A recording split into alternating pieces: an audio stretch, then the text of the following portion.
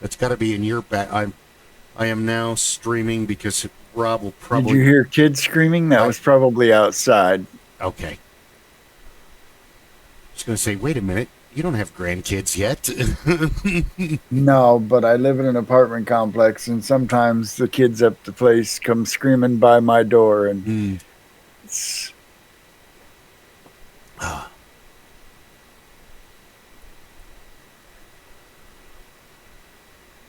Rob will hopefully be by soon. Let me give him a lava lamp is go. There you go.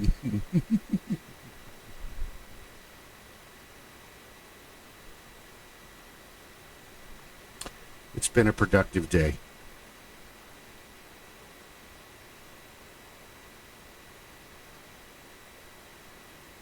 A very productive day. I hope you had a productive Monday as well on your day off. oh, Monday's not my day off. Oh, I thought Monday was your day off. Fridays and Saturdays are my days off. Oh, gotcha. I thought it was Monday. No. Monday is my Tuesday. Ah.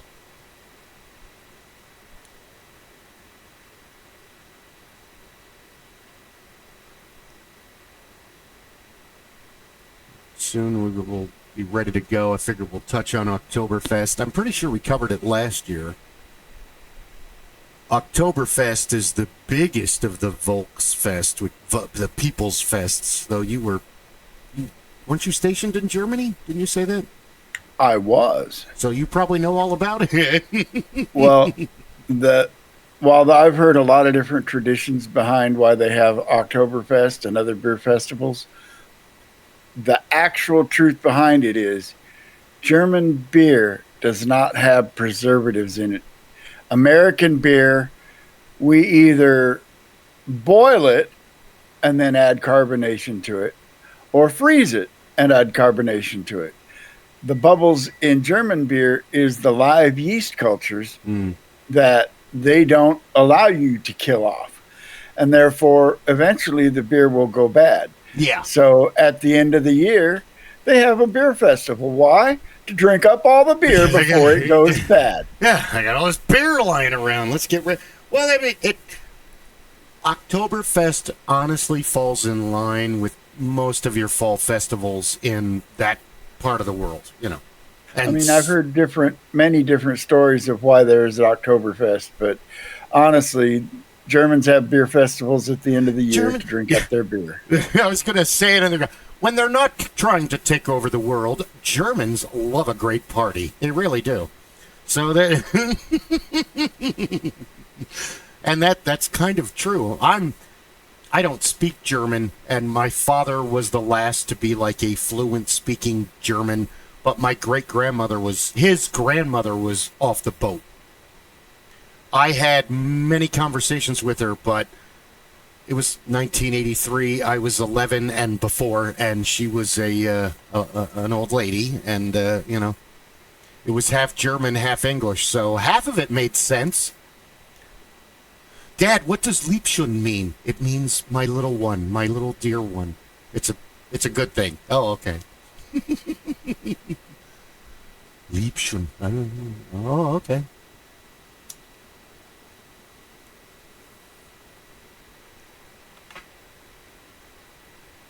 But other than that, yeah, we're smack dab in the middle of Oktoberfest, I do believe, because it starts according to Wiki. I am not absolutely sure. I know that the main Oktoberfest is in München every year. Yeah. But they have, I guarantee, from somewhere around the middle of September until the end of November, there's a beer fest every weekend in at least one city. That's kind of what it's saying, and usually their beer fests are more like the state fair. They've got rides and shows, a great beer tent in the middle where you sit and drink beer and listen to oompa music. I love polka music. Germans love drinking to it. Well, they do. But it's easy. It's like polka music on the accordion is the English Morris music on the accordion. It's really easy. It's fun. You don't have to think about it. It's just have a good time.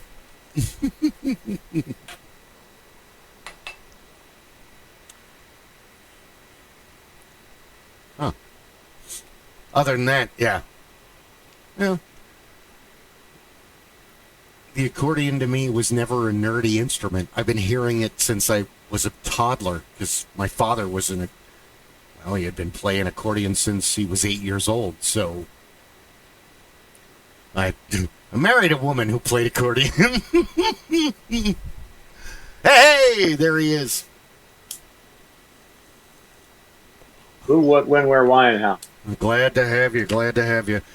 Ed is going to try to make it. Haven't heard from Guy. Ron is super busy. He's not going to make it. Chris is working. And, hello and welcome to the Supreme Council of the Master Geeks Lodge. My name is Bill Kelly, Hornswoggle the Great, and my co-hosts tonight are... I'm Rob Marsden, also known as Jingo the Fool. I am a game master over at the Ship of Fools, my Twitch channel, and longtime geek. I am Rob the Blacksmith. As we're getting closer and closer, I am also soon to be a stand-in. Oh, that's right. We are getting close to the Santa Claus season. Hopefully we'll get to make another delivery this Christmas Eve. That'd be fun again. We were talking about Oktoberfest, where Rob has actually been in Germany during Oktoberfest, where the rest of us pretend, or like a kid like me, my father didn't want to be involved, and he's not really keen on drunks. So, oh yeah, that's like in Strange Brew, right?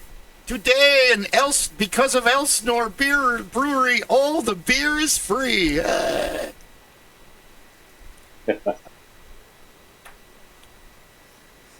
They're talking a sequel to that. Please don't. Oh, a sequel. It's Hamlet. You know what happens. Rosencrantz and Guildenstern are dead. Do you really want to see that happen to Bob and Doug? No, you don't. No. We love them. They're immortal. We don't want to see anything bad happen. Well, a lot of bad stuff happens to them, but,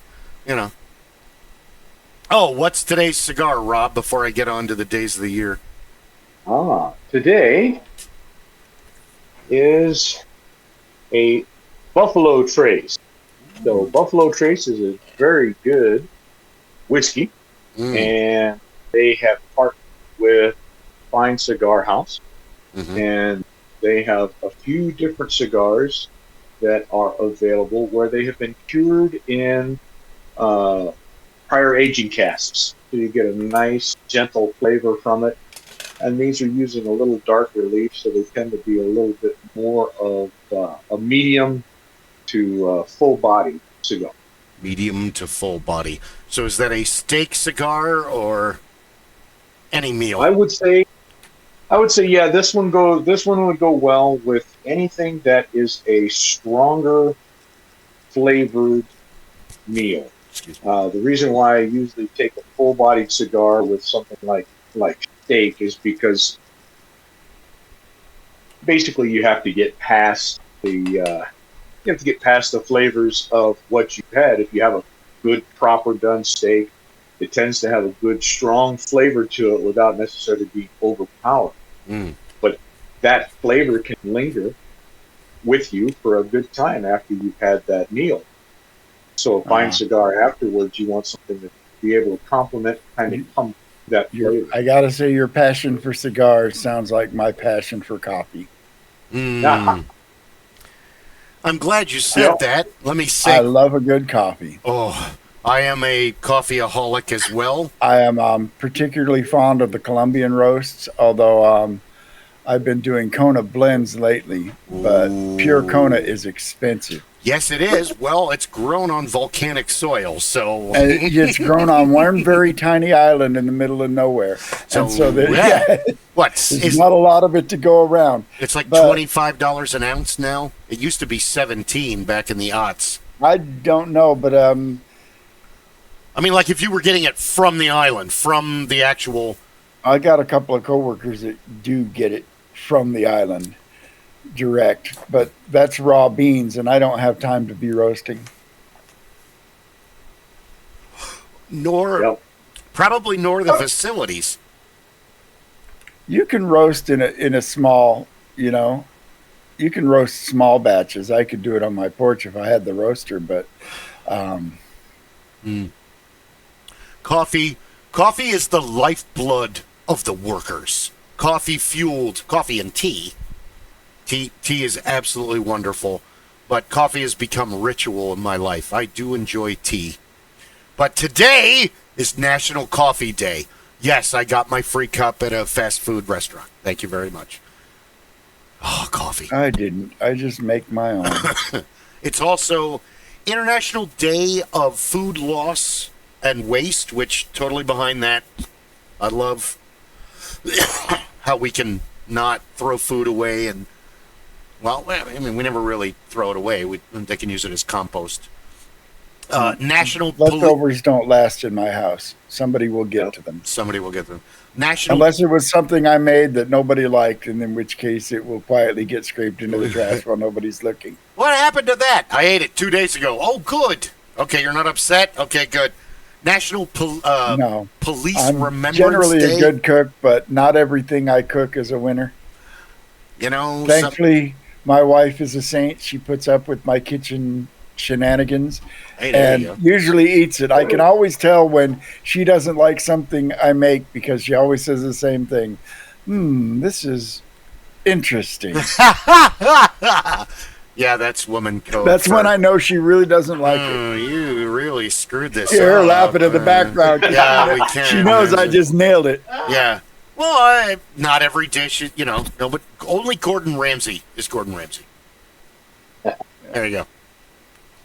Can't save every. Edits out the bad ones, but things I know how to make, I don't mess them up very often. It's usually when I'm trying something new that it doesn't always come out. And a lot of times they'll eat it anyways and say that was great. It's like, really? I didn't care for it myself, but I made it randomly through 17 years of marriage. This was good tonight. I got lucky. Going, okay. Well, yeah, that's because I tell people there's a difference between cooking and baking. Cooking is magic.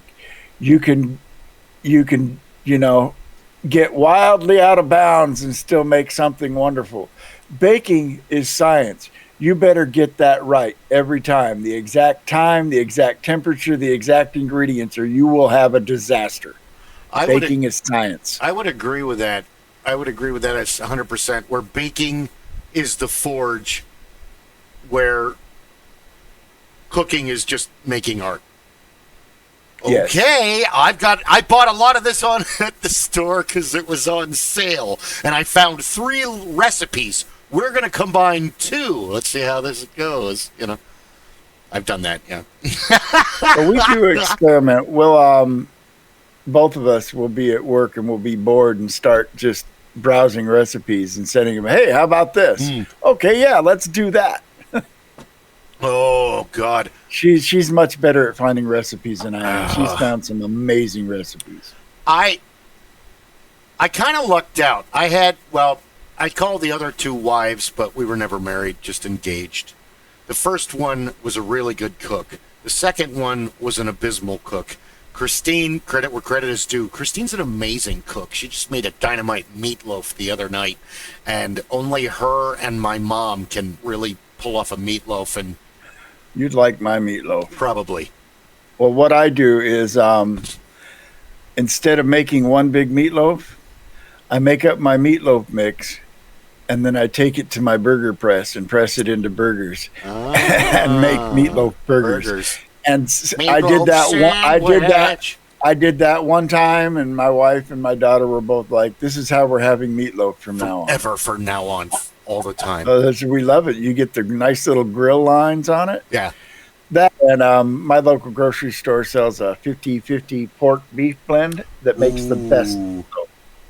Yeah. Because, it's pork and beef and breadcrumbs and some egg. And The trick: add a cup of milk to your meatloaf mix, and it makes it stay moist. It locks the moisture into the breadcrumbs, and you get a nice, perfect meatloaf. On Christine's mom's side, they're Swedish, and she has a dynamite Swedish meatball recipe that calls for, I think it's game, ground game and pork, and it's like 3 different meats, and the stuff is pretty amazing.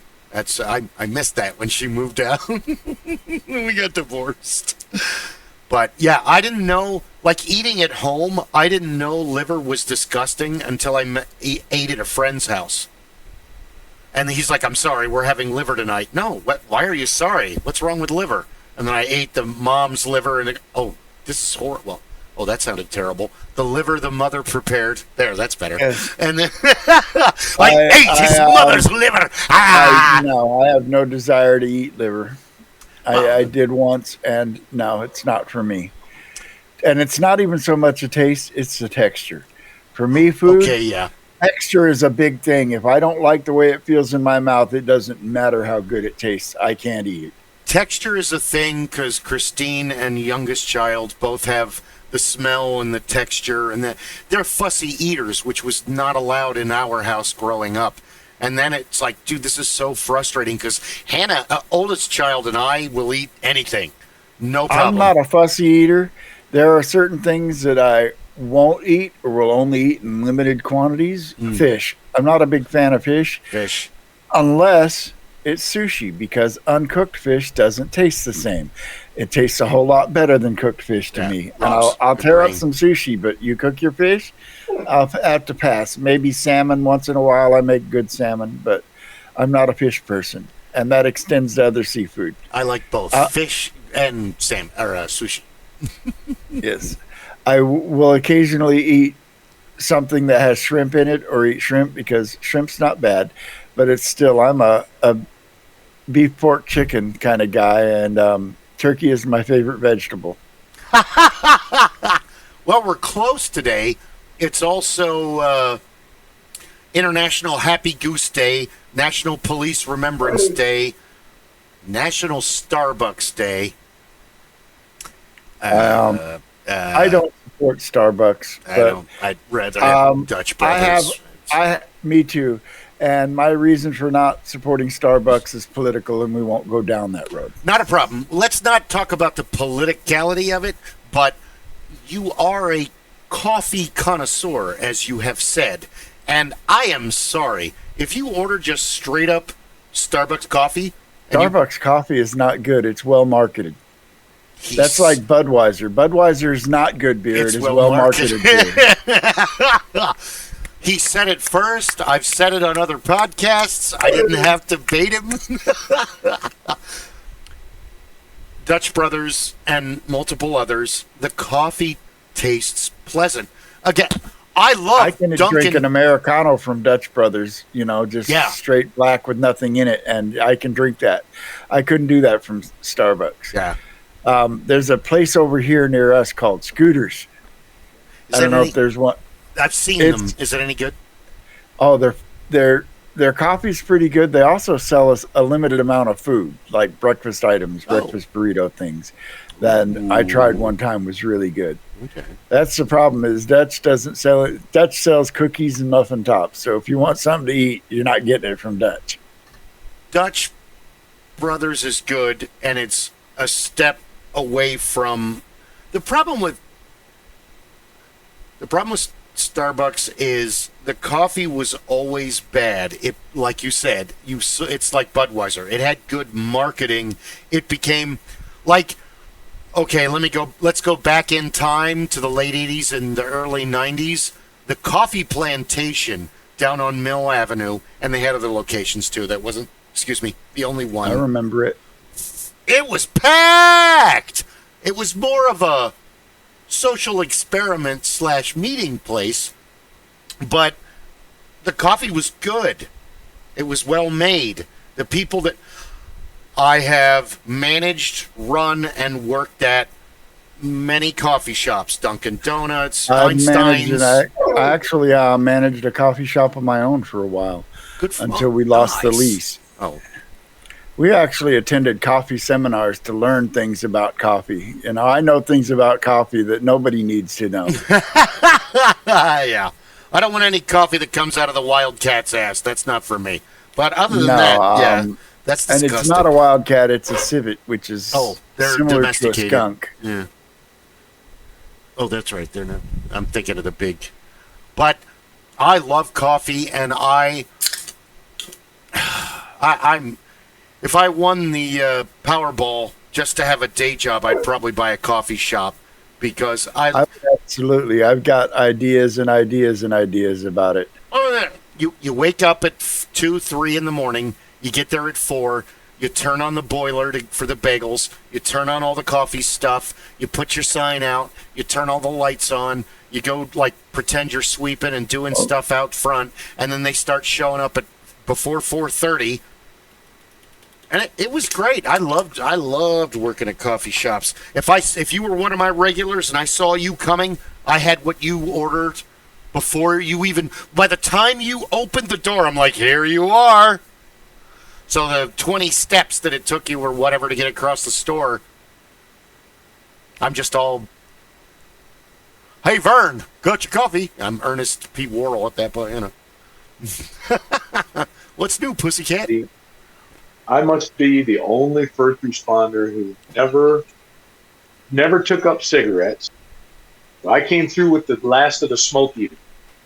And the smoke eaters were the firefighters that didn't wear the SCBAs.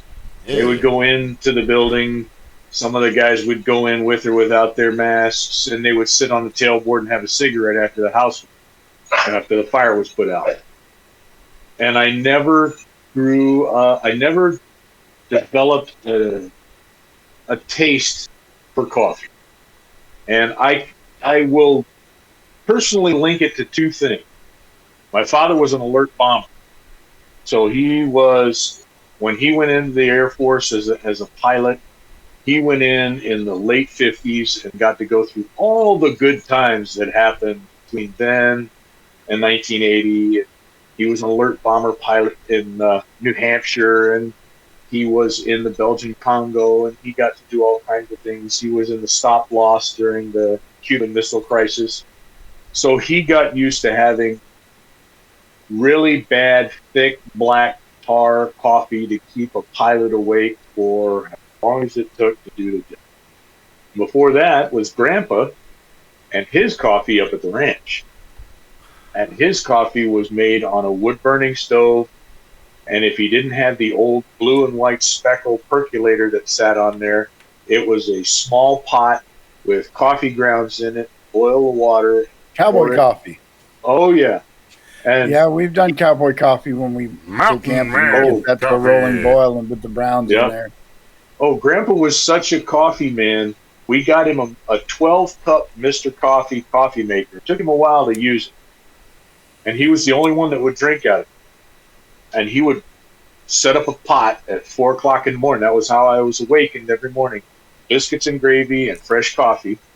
And he would make a 12-pot coffee pot, and he would just drink that until about 11 o'clock. And it would slowly cook down to a nice tar.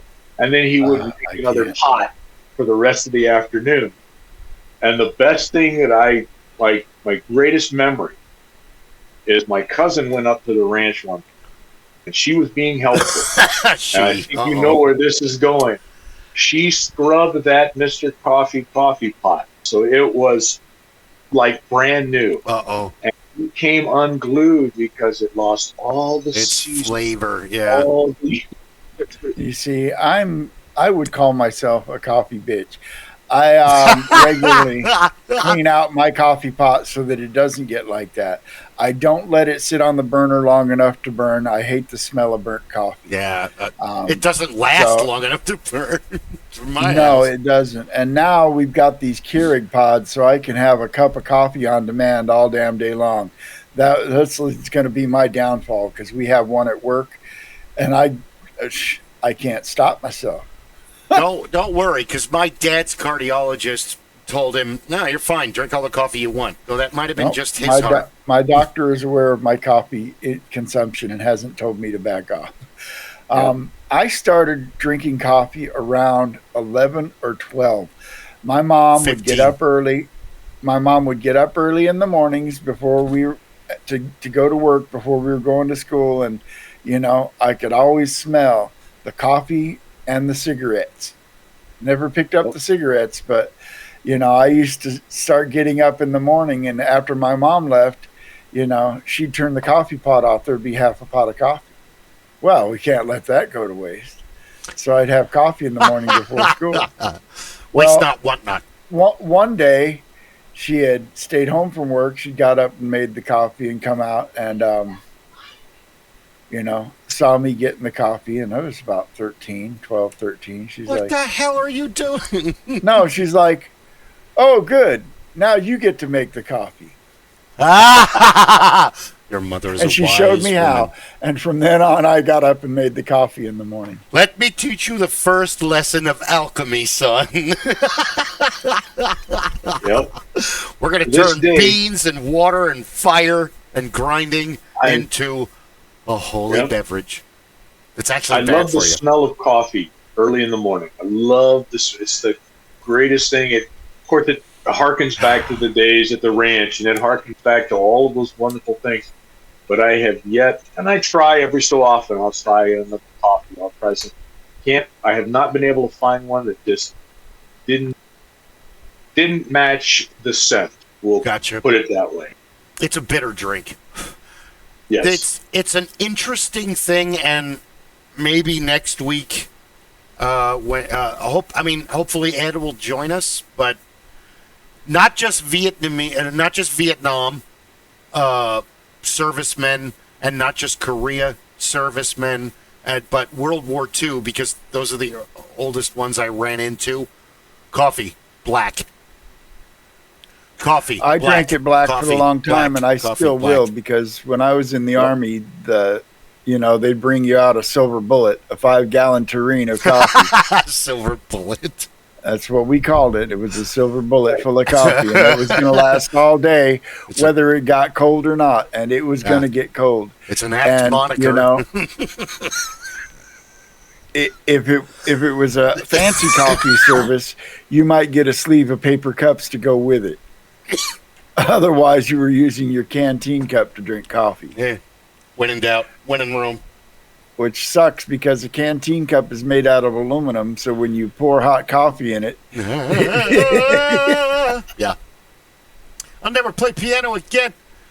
No, I can drink I can drink black coffee. I can do it. I've done it many times. But I want cream and sugar. Thank you very much. I'll drink it black, but I keep vanilla creamer stocked in my fridge at all times. I've noticed that, like with booze and other things, my tastes change. I want real sugar. I want whole milk. No, I want this kind of milk. No, I want the pink sugar. I'm not really No, I into want milk, so...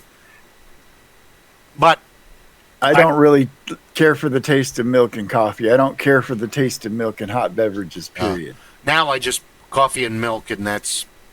But, I mean, if I'm, like, out and it's flavored, I'll get that. Or if, like, Ed and I go to breakfast one day a week, we go to one of the little tiny cafes, and most of them have the little,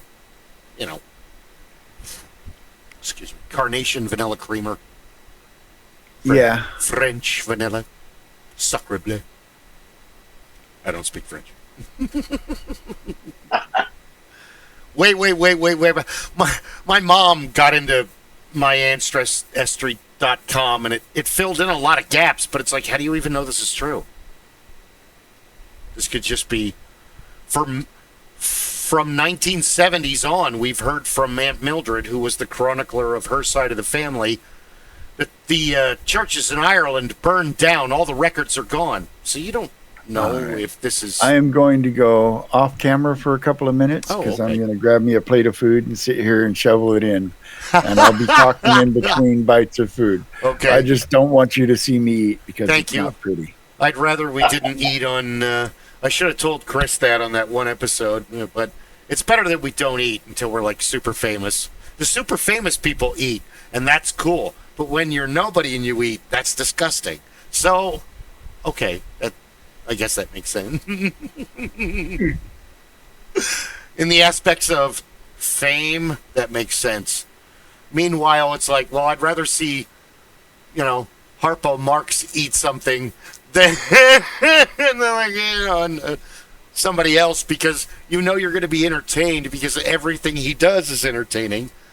Yep. The only time anybody wants to see someone who is not famous eating something is when it is something extreme or extraordinary or whatever. So everybody wants to see you eating the $3,000 gold leaf, ice cream thing in wherever, because that's oh wow. Or they want to see you eating, pig's intestines stuffed with Carolina Reapers and watch you tear up and cry and fall over and everything else.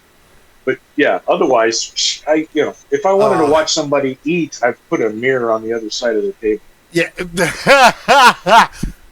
One of Roseanne Barr's funniest jokes ever. In these dieting magazines, they tell you if you want to lose weight, eat naked in front of a full-length mirror. So some of these fancier restaurants really don't go for that. They get upset. I know, but Roseanne Barr in the 80s doesn't look like she looked now. Like, if you told me that Madonna was going to be uglier than Roseanne Barr in the 80s, I would think you were crazy. Well, it happened in the future. Oh, my God. And first of all, Madonna was never really hot. She was famous for being a bitch, and she had a nice set of tits. Other than that, she wrote Madonna was never attractive. She had a great body, and she had charisma. Yeah. She wasn't physically attractive, but she was charismatic. So and that goes a long way. Yeah. Kylie Minogue, Madonna. Going with Kylie. Not just because of the accent, but here we go. Didn't she do Locomotion? Yeah, she did the Locomotion song in like 84? Everybody's doing that. Back when you could redo, you could cover a successful song and not get your ass sued. Music sucks today. Well, yeah, every time they try to do a cover, they get pulled into court. I think it was a song that I don't forget who did the original version, but my favorite cover version of that was Grand Funk Railroads. Yeah, they're an amazing band, though. That's not fair. They did a cover of the Locomotion too, and it rocked. That's like if Yes was to do it. Well, yeah, it's fucking epic. Mr. Bungle or Les Claypool. There's so many. It's always interesting, the bands that become famous, and then the bands you find out later that are highly talented and what's the word? Virtuosic? No. They're virtuosos of their. Virtuosic is probably correct. I'm telling you no, but you're probably right. Hey, it's called wordery. If there's not a word to fit, you make one up. Sniglets. Words that aren't in the dictionary, but should be. Fossil. Wait, that's the whole Peter Griffin. Well, I'm a horrible person. Well, you're a vestigio. See, I can make up words too. Yeah.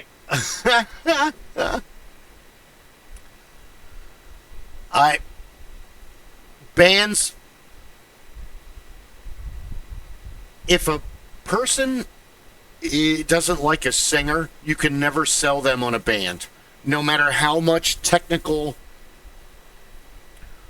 okay, I think Blind Melon is amazing, but that's not...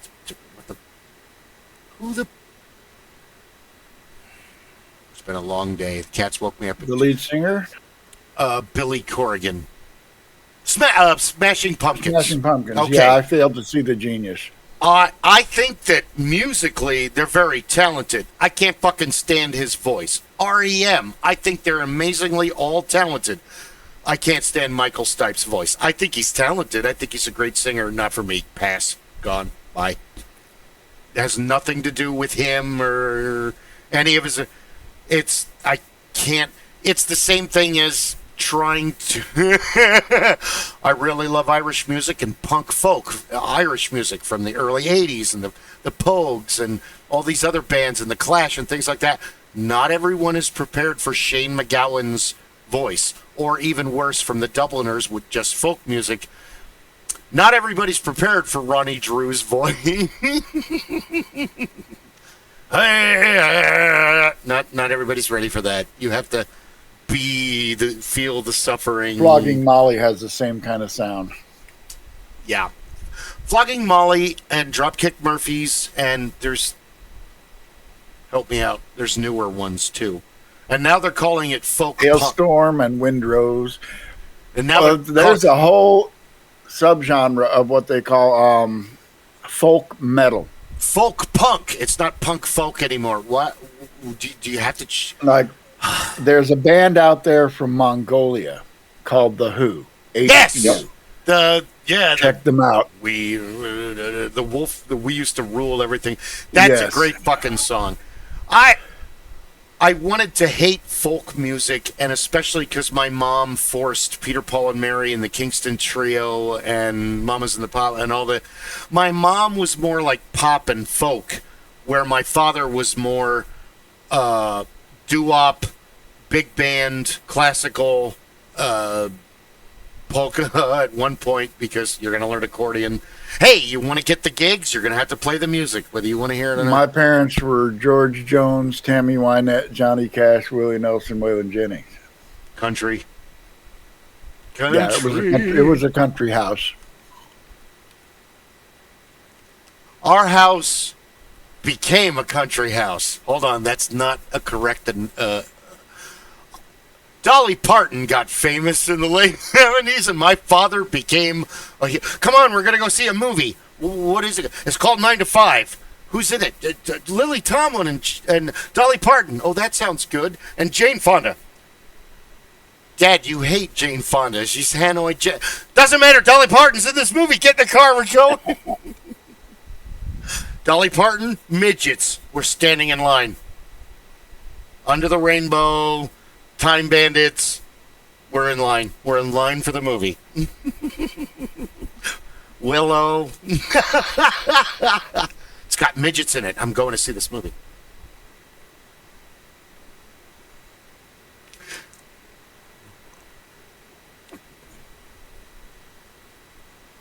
And Rob, I know I don't know if you've. My father is obsessed with midgets. Anything with midgets, anything dealing with midgets, everything. My mom took him to Vegas for their 50th anniversary. They could see any show in Vegas. What does my mother take him to? All Midget Review. Oh, the midget dressed as Madonna was laying in his lap and singing to him. Your father was over the moon. Oh my God, yeah. And then finally, one day in my 40s, I asked him, my father used to joke about a midget farm. We just get midgets and breed them and just raise midgets, have them, costumes and, oh my, they're people, right? Oh, of course. So finally I asked him, where does this come from? My dad had a best friend when he was a teenager that was a little person, that was a midget. And of course, in the early 50s. So they looked out for this kid. They protected him. And they built him a special go-kart that he could reach the pedals. Because the way my father described him, he was acromorphic, the little hands and the big head. And because there's 3 or 4 different kinds of dwarfism. And I used to be one, because Warwick Davis is the second kind, where they just they're kind of built like a primate, where they have the normal sized arms, but their waist and their legs are disproportionate. Where I think it was Hervé Villechaize is acromorphic. I know that the guy that I just reposted his birthday on my fun car. God damn it, what is his name? He was in Troll, the first Troll, where he gets turned into an elf. Hold on, give me a second. Ah, here he is. Phil Fondacaro. He's in Willow. He played one of the Ewoks. Not Funkar. He's the best warrior in the village. Funkar, step back. He's that guy. It's filled with peril in that Funkar. And then Burgle Cut grabs him. We've got to go. But yeah, that was the... I know. We kind of segued. We started talking about this. We always do. They're awesome. I've worked with several of them, friends with many of them. Gimp the Pimp is the best midget ever. I've worked with her so many years at haunted houses. What was it? I think it was Rob Zombie, in fact, in 2014, and we were all in makeup, and we were all sitting around because it's 142 people in makeup. You have a makeup team of 10. Even with 10 people, the clowns are going to take longer. This character's... Some people are out in 2 minutes. Some people, okay, we got to wait for the glue to dry. Go sit right there. Go out there and sit down. I got to do 4 more people by the time you come back. So you have a lot of time to get to know each other. And I remember Gimp was talking one day, and they were talking about how long they knew each other. And I was listening, and because I wasn't talking, I was on the periphery. But Gimp was telling a story, and she was like, yeah, I remember the first time I met so-and-so, and da-da-da-da, and we were working together at this haunt, and we did this, and we did this, and this, and this, and this, and this. And everyone was like, cool, yeah, that's awesome. And then I'm like, I remember the first time I met you. And she looked at me and she's like, what? I'm like, I remember that. And she's like, this year. And I'm like, nope. I think it was 1989 or 1990. And it was at the Coronado, or later, the Devonshire Renaissance Festival at 28th Street in Devonshire. And you and your best friend had just gotten brand new motorized wheelchairs. And even though you were at a one weekend thrown together Renaissance Festival, none of that mattered. All you two talked about was going back and forth and doing this, and can they do this? And because this was, it was state of the art, top of the line technology that these kids had got. And nice. They were both very small children, even for how old they were, and just adorable. And I'm telling her the story, and I'm like, you were doing this, and you were doing that, and this happened, and she's like, I was 4 years old. Like, I was 18 or 19, and for me, that was yesterday. I mean, I see you now as you are now, but superimposed over there is this little tiny person in a brand new chair for an adult going, what if we do this? Whoa! Yeah. She's like, oh my God, we've known each other that long?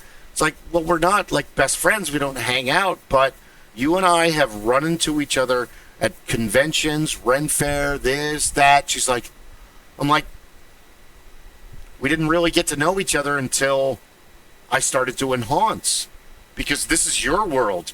This only became my world. Turn the camera on too soon, right? But that's kind of like the weird, like it's a small world. It's tiny. Everybody knows everybody else. It's designed that way by programming. Did I tell you about my ex-boss from 1999? DM Rob? No. Okay, this is awesome. 99, I go to work for a place called Creative Optics.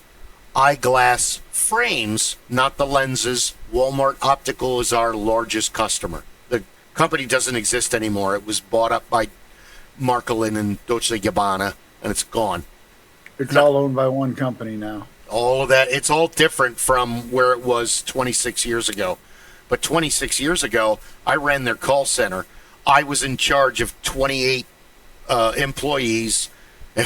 When they pissed me off and you're past 5 minutes, and I would stand up and yell, "You're past 5 minutes. You know what that means?" And they would all hurry, hurry, hurry, because that means in 5, 4, 3, 2, 1. My computer is the only one with speakers, full volume, bagpipes, boom.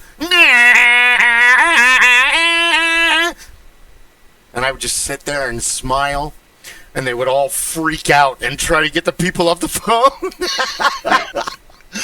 So the director hated me, the manager hired me and loved me. So the director tries to get me in trouble, and she tells the CEO what's going on.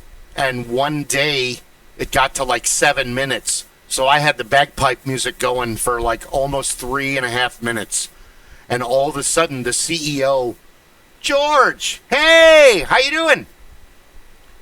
And he goes from raised eyebrows to giant shit-eating grin on his face, beelines for his desk. She's standing behind me with a big evil smile on his face.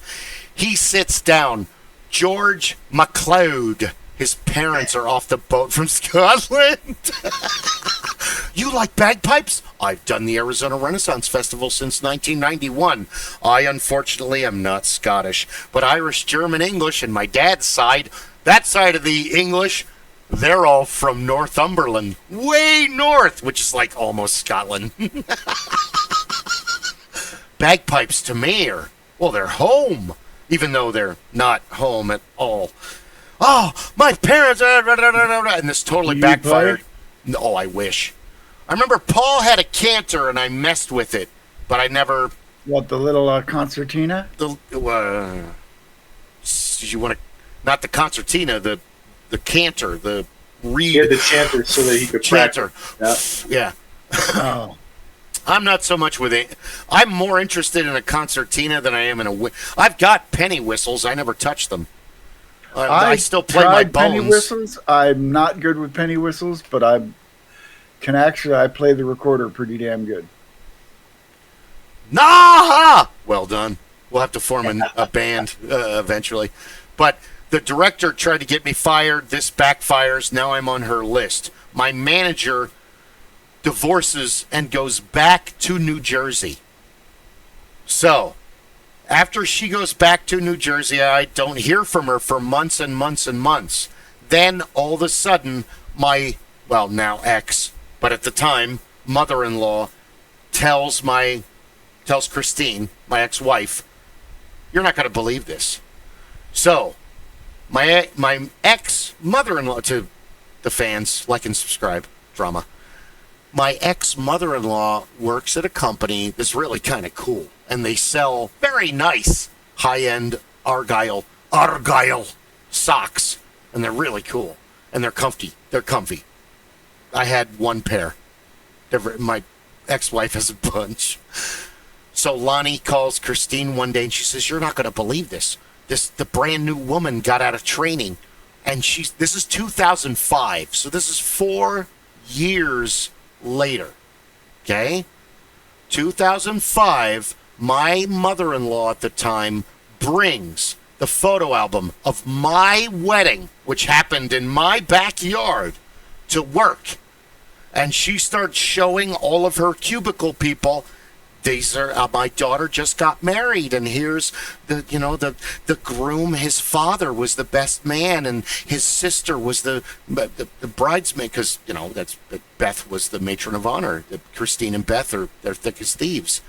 So all of a sudden, the new girl that's just out of training looks over and goes, "That's Bill. That's Christine."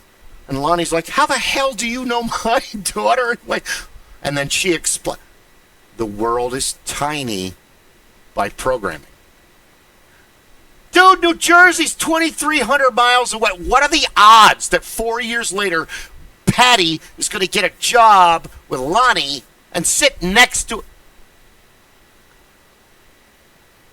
Huh. You can't. The Matrix. Yeah, it's real. No, I've just seen too much. It's real. Eventually it runs out of stories and it just starts barfing on itself. 100% pure barf, folks. Cheers. Like and subscribe. Shortly after that, Gail went out of her way to get me fired, and when the new company bought the old company, I trained my replacement, and Gail took a lot of, she was so happy to fire me, but it was a 3-week severance package, and a good, I can't really complain. And believe it or not, the only job I was ever let go from, I worked for Clear Channel Radio for a number of years. And eventually I got replaced by a computer program, but they kept me on for a year to help get that computer program up to speed so that it could replace me. And they offered me another position within the company, but it took me years to get where I was at, and I would have had to go back to zero. So I was like, you know what? Being a DJ is fun. Being in radio is fun. It doesn't pay shit. I'm out. This is what just happened. And I don't know if I made the right decision or not. Do I take the low-paying job with the random early schedule, which will fit into getting another job, and there's a huge possibility of overtime? Or do I take the sales job during the second shift, which will move this podcast to another night and change everything I've been doing? Starting out at a serf's pay, less than the minimum wage fast food job, in the promise that you'll make $90K a year in 2 years.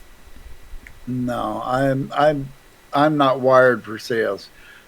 I could never do it. I could maybe sell a product I really believed in, but it would have to be something that I was more than just selling. I'd have to be invested in the company. Yeah. And really believe in it to sell a product like that. But, it's not for me. Here. If I believe in it, I can sell. If I believe in this ice and I know where this ice is from and who made it, I can sell this to Eskimos. If you're making me sell this ice, I don't know anything about this ice. Rob's watched me sell. It's been I would say most sales jobs that say you can make all this money are usually lying. A lot of them don't even tell you it's a sales job until you get in the door. I knew I was in trouble because, oh good, both of you are here. Why the fuck is someone else here for my job interview? Who the hell are you? And then not 5 minutes into the interview, that other person out. Oh, maybe she'll come back. Oh, I hope so. You're kidding yourself, right? I'm the only one dumb enough to stay here.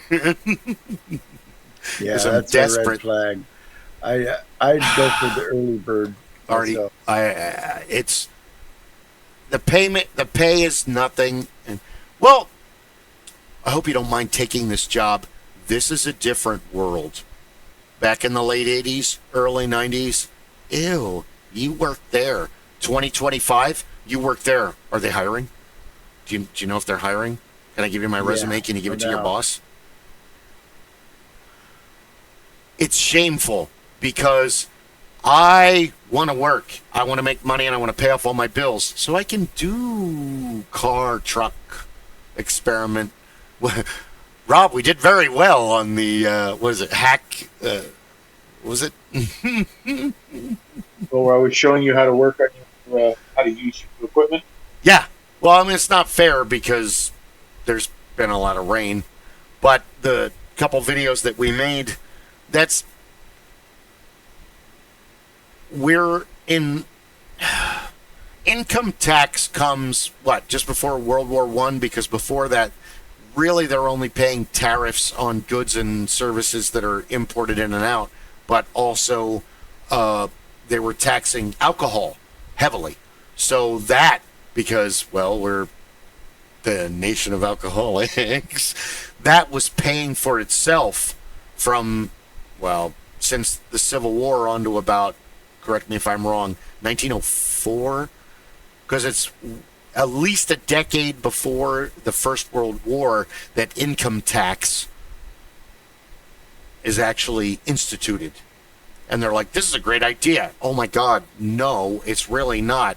And they're like, we'll take this away after the war. But they didn't. So it kind of like puts the burden on them. It took us from being very free to have our own gardens, build our own homes, raise our own animals, build our own companies, to, oh crap, now I'm under the gun because they're going to want this money in February, March, April. Now I gotta make sure that I paid for all of the, because even as far back as Samuel Adams, there's tax fraud charges, because John Adams is a genius, but he's really kind of manic depressive. He's all over the place. He's got a great political pedigree to be the president, but his presidency is racked with problems. He's not really keen on the French, but through the XYZ affair, they kind of force his hand. And then with they're trying to go to war, but Adams is like, no, war is a bad idea. We're still a fledgling country. England's fighting Napoleon. We don't want to be involved in any of that. So Samuel Adams is a way less successful businessman. His name is successful now as a brewer, but he's kind of like my great-grandfather Charlie, where he tried a whole bunch of entrepreneurial endeavors, and pretty much almost all of them failed. And for a while, he became a tax collector for the crown before we have the revolution, and he fucks up. He puts his tax money in the same pocket as his going to town money. And when at the end of the day, he doesn't have enough money to pay the tax. He doesn't have enough money to pay for the taxes that he collected for the people that were honestly paying their taxes. He gets in all kinds of trouble. He almost gets hanged. And it's the John Hancock that actually comes to his defense and is like, no. Samuel Adams just got confused. Here. Let me give you rich John Hancock just kind of like smooths the whole thing over. Oh, this is all a misunderstanding. This is, he didn't mean it. So another slice of history that's rarely spoken of unless you get really into history in college. But I'm a history geek, so I look up that kind of stuff. I'm the kind of geek. I like history, but I especially like two kinds of history. One is ancient history, and one is 20th century history as it relates to music. Like the development of different genres of music, the histories of different musicians and types of music. I'm that kind of geek that will sit there and read a Wikipedia entry on a band I like just so I know everything about that band and its history. I give you that, but dude, if you're going to pick the 20th century, which one? From 1900 to 1999, give me your top 5 most influential artists. Musical? Well, if you want to break them down into genres, you're quite... No. Well, let's top 5 artists to me. And I'm pulling this out of my butt. Out of your butt. Right out of your ass, slutty. Some of them you may have heard of. Some of them you may not have heard of. Yeah, we do. I think, in the late 30s and into the 40s, I'm not a big fan of Frank Sinatra, but I'm going to give him his due that people like him and Bing Crosby brought popular music to the forefront. They were the first, basically, boy band idols, people like Bing Crosby and Frank Sinatra.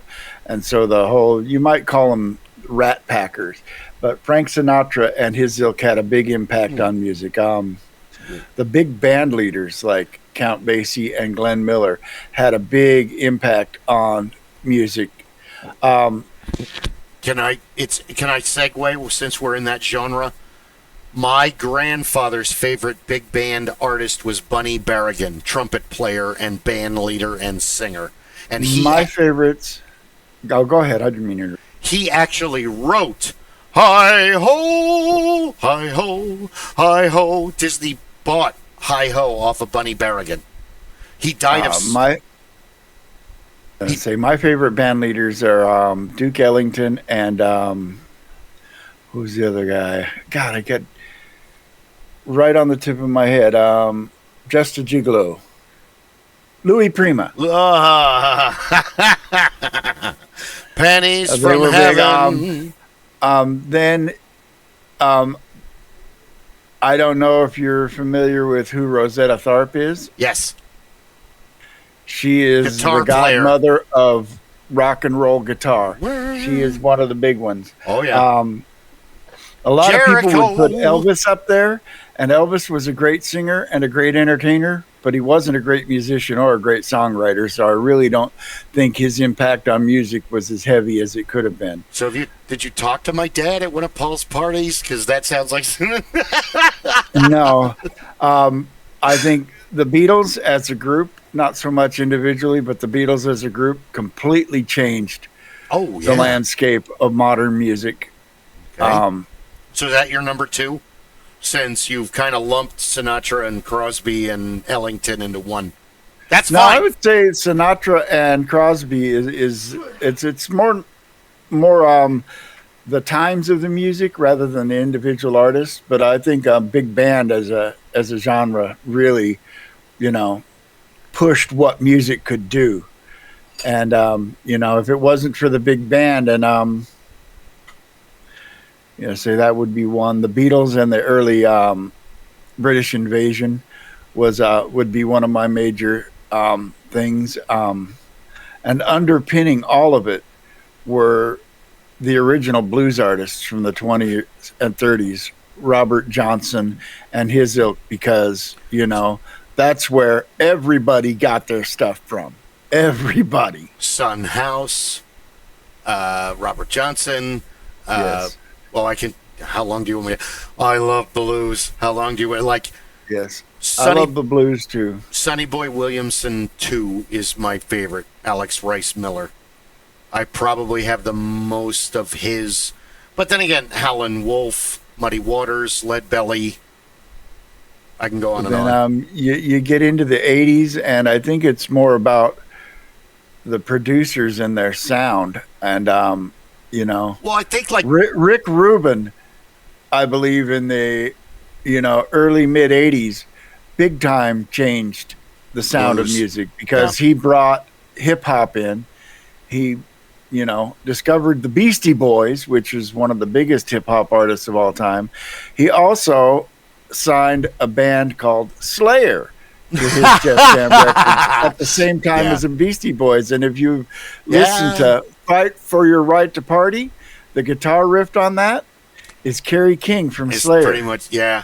Well, it's Kerry King. It's weird that the fans, not just like in Star Wars and Star Trek, but the fans always create this animosity. It's like, it's music. Just go and enjoy it. You don't have to worry about who's better than who. So-and-so's a better guitar player than so-and-so. I really don't think they care. They probably have beers together and go, hey, do you know this one? And a lot of people will tell you that Jimi Hendrix is the greatest guitar player of all time, but there are at least 2 guitar players that Jimi Hendrix himself said were better than him. Yeah, well, one of them was Terry Kath, the original guitar player for Chicago, who passed away. Yep. He was an amazing. Listen to 25 or 64. It's basically a 5-minute guitar solo with vocals in between. Go ahead, give me the second one because I have something. The second one is Billy Gibbons. Yeah. River. Yes. Yes. Okay, hold on. Jimi Hendrix once said Billy Gibbons was a better guitar player than he was. I want to know what Jimi Hendrix had to say about what's his name? Oh fuck. Roy 12th Street Rag and God damn it. Roy Clark? Thank you. Oh, yeah. Roy Clark may be one of the greatest guitar players of all time. I mean, because My favorite question is at an interview, what are your 3 favorite movies? Well, that's not fair. Which genre? My 3 favorite comedies, my 3 favorite sci-fi, my 3 favorite drama. I don't know about 3 favorite, but I can tell you what my 1 favorite movie is. Well, no, I was using that as an analogy for music. Yeah. Who's your favorite artist? Well, what? Rock, I'd give you a hard top rock, 5. heavy metal, black metal, and techno, house. You know, I grew up with Roy Clark because my grandfather was from North Carolina. My grandfather knew Roy Clark at a distance. And growing up, it was Saturday night. What were the 2 programs that had to be on the television? Hee-haw. I watched so much Hee-haw. And you had to have Lawrence Welk.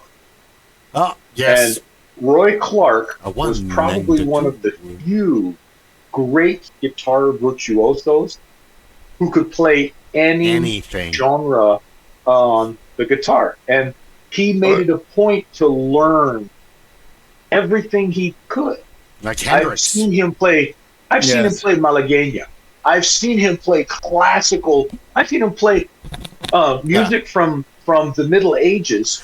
And I've seen him crack out a hollow body Gibson and go full rock. Also, in addition to being a guitar virtuoso, Jinx, he can play the mandolin. He can play the fiddle. He can play the banjo. He was amazing. We grew up on hee-haw and all of that. Country music was a thing in my house. I play with Flatt and Scruggs. Yep, was a good time for me. Bluegrass. I love bluegrass music. Oh yeah. Bluegrass. Bluegrass is country classical. Thank you very much. I don't need to have that. It is its own genre, and I try to explain to people that what we have now, modern country western music, and it is country western music. Has evolved. I think country western music started in sometime in the 60s when the genres of country music, Hank Williams, Jim Reeves, Patsy Cline, and the genre of Western music, Marty Robbins, Roy Rogers, and the Sons of the Pioneer. 2 different types of music altogether started coming together. Yeah. Gene Autry. Yeah. Gene Autry was a country artist, big time country artist. Western. Well, he starred in some westerns and he did some western music, but most of his mainstream stuff was country. The weirdest thing about music is the evolution of beginning passion, hunger, starvation, innovation, and the arc to greatness, and the end is glam. And every genre, one way or another, goes glam, and then it dies. I think that's where country music is right now. Only it's not dying. And rap, too, unfortunately. Because I love rap music, there's some great artists. But today, I will tell people this. There's great music out there. If you like the music that you listened to when you were a kid, there are still bands out there making music like that. But you're never going to hear it on the radio. It's radio. Music and sex are the last forms of magic that humans have. And music is a higher form of magic than sex because music is time bubbles. You learn a song. You hear it when you're 12. It follows you through your whole life. You're now looking at it at 50 going, oh man, I remember the first time I heard that. Oh, I remember I got laid to that song. Oh, I remember when I played it this time. Oh, I remember I played it that time. And there's only one artist that can remain glam and be consistently awesome and exist forever in time. And that's Parliament. And they didn't start out glam. They started out as pretty much a doo-wop glam. George P. Clinton is the grandfather of glam, and he is the only one he's the grand wizard of glam. He's the glam wizard, the glizzard, the glam. Help me out here, glam wizard. Yes. But I like Parliament. I also like Funkadelic, and I like their collaborations. Well, I'm a big fan of Bootsy Collins. The only guy that James Brown said, no, you're too talented, and no, get out of here, go. But KRS-One, Run DMC, Beastie Boys, Ghetto Boys, Fat Boys, all the Cypress Hill. My wife is a hip hop head, and so I from get immersed in a lot of it. And Rob, and It Takes Two, and all that. We're hell and gone from there. It's the same thing as heavy metal. Heavy metal was born, it was fucking awesome, and then it went glam and it died. It's still around, you could still go see it, but the hype is not the same. And that's okay. Things are going to come and go. Doo-wop used to be number one. I don't know. I think heavy metal hasn't gone away, and it has evolved. Some of it has gone glam. What you hear on the radio, certainly. And a lot of what I call whiner bands on the radio now. It's like, you're not wrong. Yeah, no. But there's some really good music out there. If you go digging for it, you're just not going to hear it on the radio. And I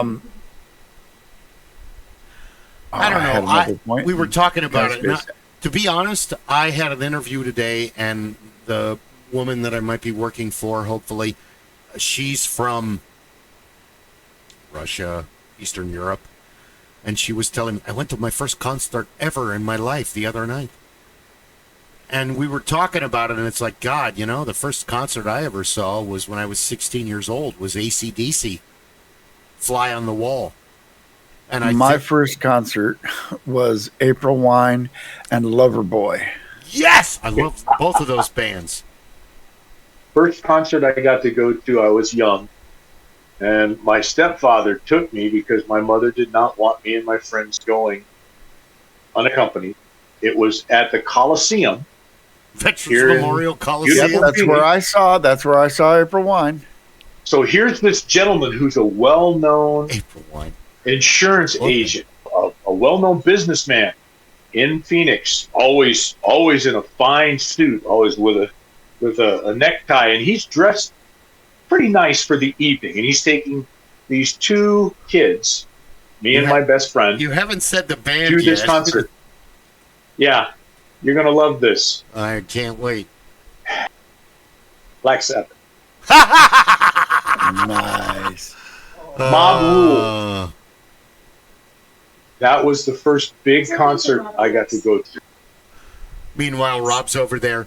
Just between you and me. Yep. Loverboy was a new band.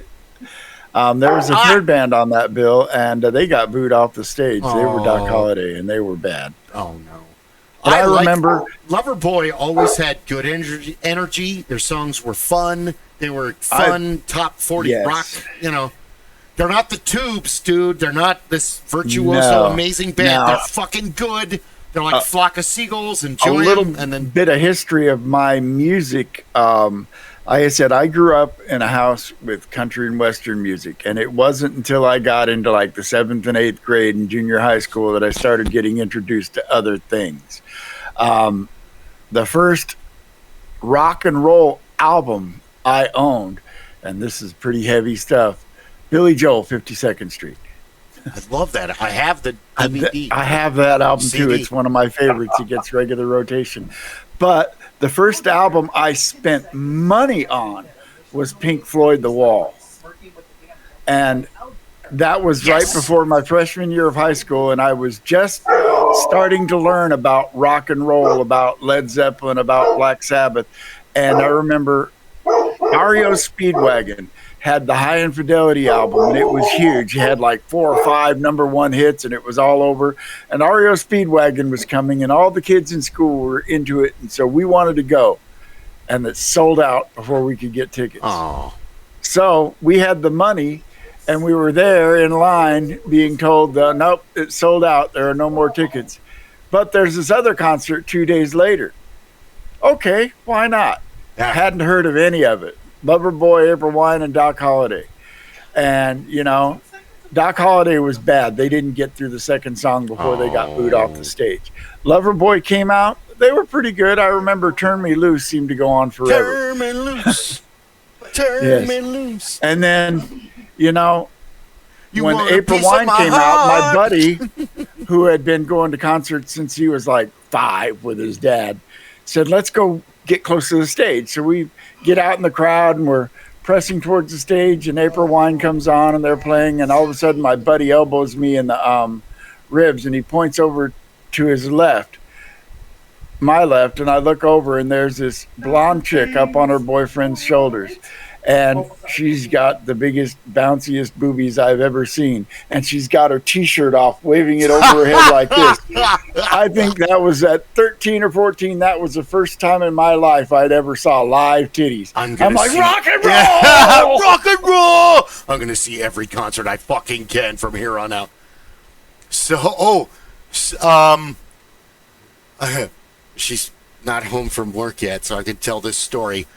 Second time Christine and I saw Muse, the band Muse, which is fucking awesome. We've seen Muse. We went to Vegas to see them. Oh, they're like Rush or AC/DC. You either know about them or you don't. Well, I'm real big on how do you sound live. Like the first time I saw Motley Crue, like hearing like Mick Mars is great. Tommy Lee drums is great. Vince Neil and Nikki Sixx. Wait, did you guys drink a lot before the show? What the fuck is going on? Fan. I saw them 3 times. I saw AC/DC 3 times. I've seen Muse 3 times. So, but Muse, the first time I was just telling the story to the lady that was interviewing me today. The first time we saw them was at Celebrity Theater, which you two know. Excuse me. Celebrity Theater here in Phoenix. It's a small, intimate venue. The farthest seat is 75 feet from the stage. Thank you, it's sir. in a round. It's a round venue. It's a round venue. I saw in 1999, I saw Dio and Iron Maiden there. Ronnie James Dio. I love him. And Yes. Iron Maiden, Dio Bruce, and the boys. Well, no, it wasn't Bruce. Bruce had left the band, and Blaze Bayley was the lead singer for That's a while. okay. Bruce was sick. and He had Blaze cancer was- for a while. Bruce was very sick. But that was after he rejoined the band. Oh. But yes, and I could go in. Like I said, I read Wikipedia about bands. I know all the history. Okay. Bruce left the band to do a solo career, which he had a lot of fun with and a lot of success with. And Blaze came in. They did 2 albums, and it didn't really catch on with the fans. And they went from touring stadiums to touring Celebrity Theater. So eventually Blaze got fired, and they talked Bruce into coming back to the band, and they got huge again. I saw him back in 2017 was the last time I saw him. And Iron Maiden is one of those bands I've seen 3 times. I've seen Dio like 6. Ooh. Then including you're way better than me. in Europe. The only other band I've seen that many times is Ghost. Really? I like Ghost. Ghost is awesome. I've seen them. First time they opened for Maiden, I didn't know who they were. And I'm like, okay. They come out and they're all wearing masks, and the lead singer's dressed up as like a demonic pope, and they start rocking. I'm like, I find myself, it's like, all right, this shit pops. Yeah, all right. And so Ghost has a lot of Masonic songs, which I get a kick out of because the lead singer is Master Mason. And that really, I got turned on to Ghost because I heard the songs. And I was like, wait a minute, I have to find out more about this. Sorry. It's like, oh, yeah. Yeah. Now, their trappings are satanic, but I don't think they really take that seriously. No, they don't. It's a hoot. It's very tongue-in-cheek. But, the second time I saw them, they co-headlined with another group that is one of my favorite new groups out there, Volbeat. If you've never heard of Volbeat, go dig them up. They're a Danish rockabilly heavy metal punk band. Oh, rockabilly. Yeah, Okay. so they psychobilly. My favorite rockabilly Eastern European band is Ot Vinta, which is these Russian guys that do the marijuana song and the stranger song. I'll post it. It's all in Russian. So. Mm-hmm. The second time we saw Ghost was with them. Excellent show. I enjoyed it. I had a visitor from Europe who came, and he was a Mason, we were kind of talking, and he brought up Ghost because he liked their music, and he's, you know, our age group. And so it was kind of funny to see some of these younger guys asking, "Who's this band?" Well, and he pulled up, let me play one for you. You'll love this. Nice gentleman from England, very well presented. Here's Ghost playing out of his phone, and these young guys are, oh my goodness. Yeah. Never judge a book by this its is cover. what we know about, buddy. Oh, and then recently they were here in August, and a friend of mine, Christine, is really into them. And I wanted to take my wife and my daughter. And so we all went together and we rented a suite for the concert. And let me tell you, this is the way to go. It wasn't cheap. I think we ended up paying like $290 a seat for 12 seats. Oh, my. But it's catered and includes a wet bar. So, yeah, I mean, and catered 5-star restaurant level food catered. To the sky, to a deluxe apart suite in the sky. But yeah, we went and did that. That was a unique experience. Dude, that's awesome. That's very cool. That's going to see a concert, or I only had that experience going out with Luke and Amy Ginty, which are Andy's. Well, hopefully they'll all be on the show at one point. But just real quick, we kind of segued, and I wanted to get back to this because I'm hoping that you, from spending a lot of time in Europe, Rob, can understand. So we get to the show for Muse. Now, the Twilight movies haven't started yet, so the Supermassive Black Hole song isn't really a thing. We're still on Butterflies and Hurricanes and Sing for Absolution and that album.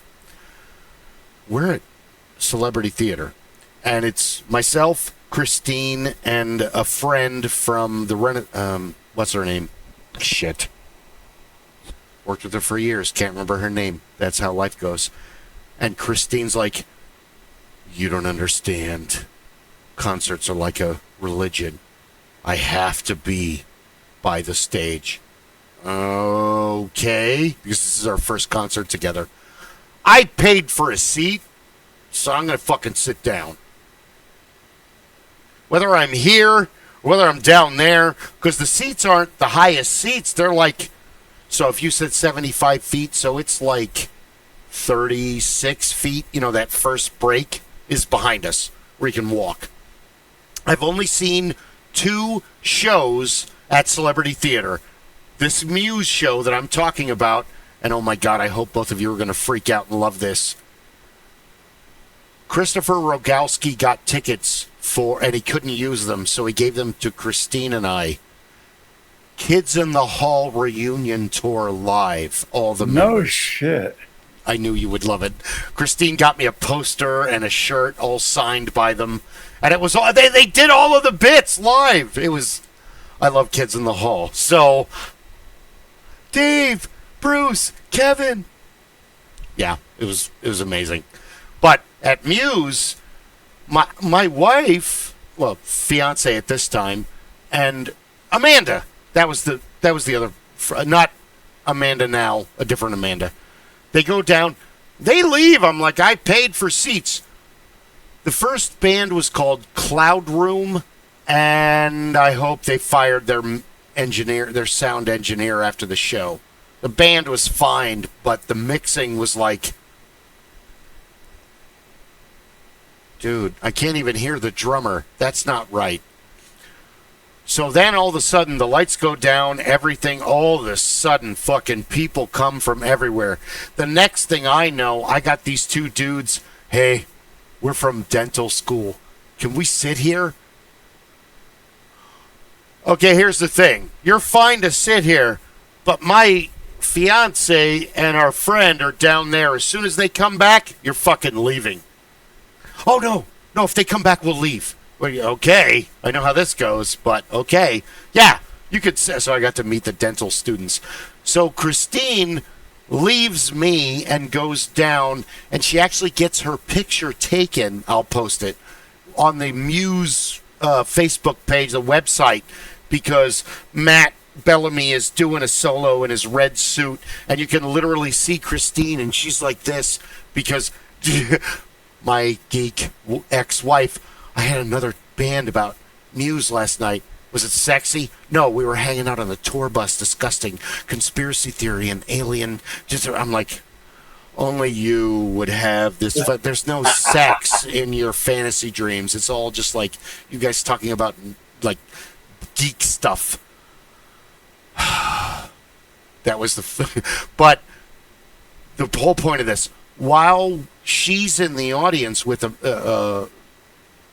Miranda, not Amanda, and Miranda, who's much younger, and they're sitting there, and all of a sudden, Christine, who is kind of, I'm outgoing and super social, and I was telling Rob the other day, strangers have been involving themselves in my conversations since I was a teenager.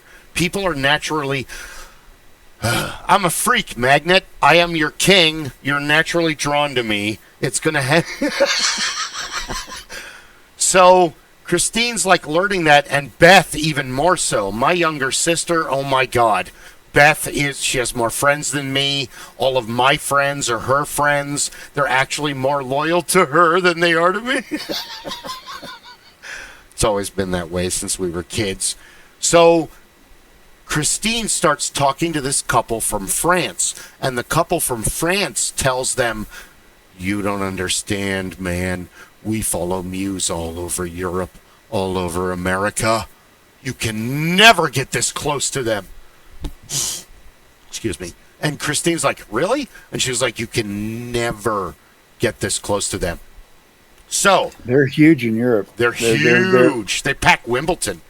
That's like massive in America. How many years go by? We're at Knights of Sidonia, Mesa, Center, University, the Mesa. What is it called? I think it's called the Mesa Amphitheater. Thank you. Yep. Big. Saw Dio and Whitesnake there. Really? I love Whitesnake. I've seen them twice.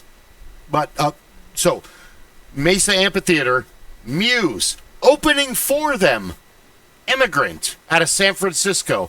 Great band, well put together. Good veteran musicians that hung out and jammed well together. Crowd couldn't be bothered. Second opening act, and she was good. Juliette Lewis and the Licks. The Juliette Lewis. And don't laugh. She's a good singer. I always thought she looked like Tom Hanks in drag. She's excellent. She kind of. I mean, now you can't unsee it. I can't unsee it, but I'd still do her anyway. We don't have to talk about my perversions. So, there's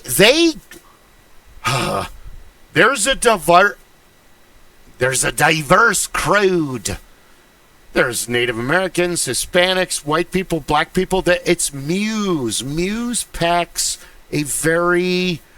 They're an alternative band that it's eclectic. So the crowd is unusual. It's not your normal, like, you're this age, you look like this, you listen to this band. That's not Muse. And it's sad that most people know them from the Twilight movie and Supermassive Black Hole. That's how I was introduced to them. I never saw the Twilight movie, but Coffee bought the soundtrack to the Twilight movie, and it had Muse and Paramore, and we listened to that soundtrack a lot. I know she's not going to watch this episode. She may eventually, and we're going to have her on the show, but the ex-wife, Christine, obsessed with vampires. Poppy Z. Bright. All the other old classics. So all of a sudden, she's been ridiculing Twilight for 6 months. I have to look over my shoulder. I go out on the patio one night, and she's reading one of the books. What the fuck? You've been... Don't judge me. It's vampires. So is this like an alcoholic with... It's like beer. Fuck off. Yeah, my wife is a big vampire fan, especially the Anne Rice Vampire Diaries, Poppy and Z. Bright. You know who Poppy Z. Bright is if you know and vampires. She's a good author. an HBO show from the mid 2000s called True Blood. Vampire Diaries. True Blood was amazing. The Vampire Diaries, the originals. Yeah, we've seen all of that. I'm going to be honest. We're vampire fans. I am a class clown, and I watched every single episode of True Blood with Christine. And Chris, Stephen Root was in it, and a bunch of other talented actors. But the problem is that she read all the books. So and it didn't follow the books. Yeah, my wife read all the books too, and it went off the reservation. The difference between you watching that and her telling me how different it was, and then watching it with her. Did that happen in the book? Did that happen in the book? No, I already told you he died. Did that happen in the book? Is he his lover in the book? Did that happen in the book? At least she didn't do that to me. No, I did that to Christine. I read the first book, and it was okay, but they're really not my type of... Probably quickened my divorce in the long run, come to think of it. But yeah, vampires have always been a thing between me and my wife. In fact, when we met, she was living in Tucson, and we met through an obscure dating site and just started hanging out online. And she bought me a print copy, which still sits on my bedside, of Bram Stoker's Dracula. And every night when I got home from work, I would read that book to her over the phone. Nice. And we've read the whole book at least twice. That's romantic. And it still sits by my bedside, and every once in a while I'll read a chapter or two. Unfortunately, I'm cursed with a Pisces moon, being a hopeless romantic, so I've tried to kill it, but it won't go away. That's not how astrology works.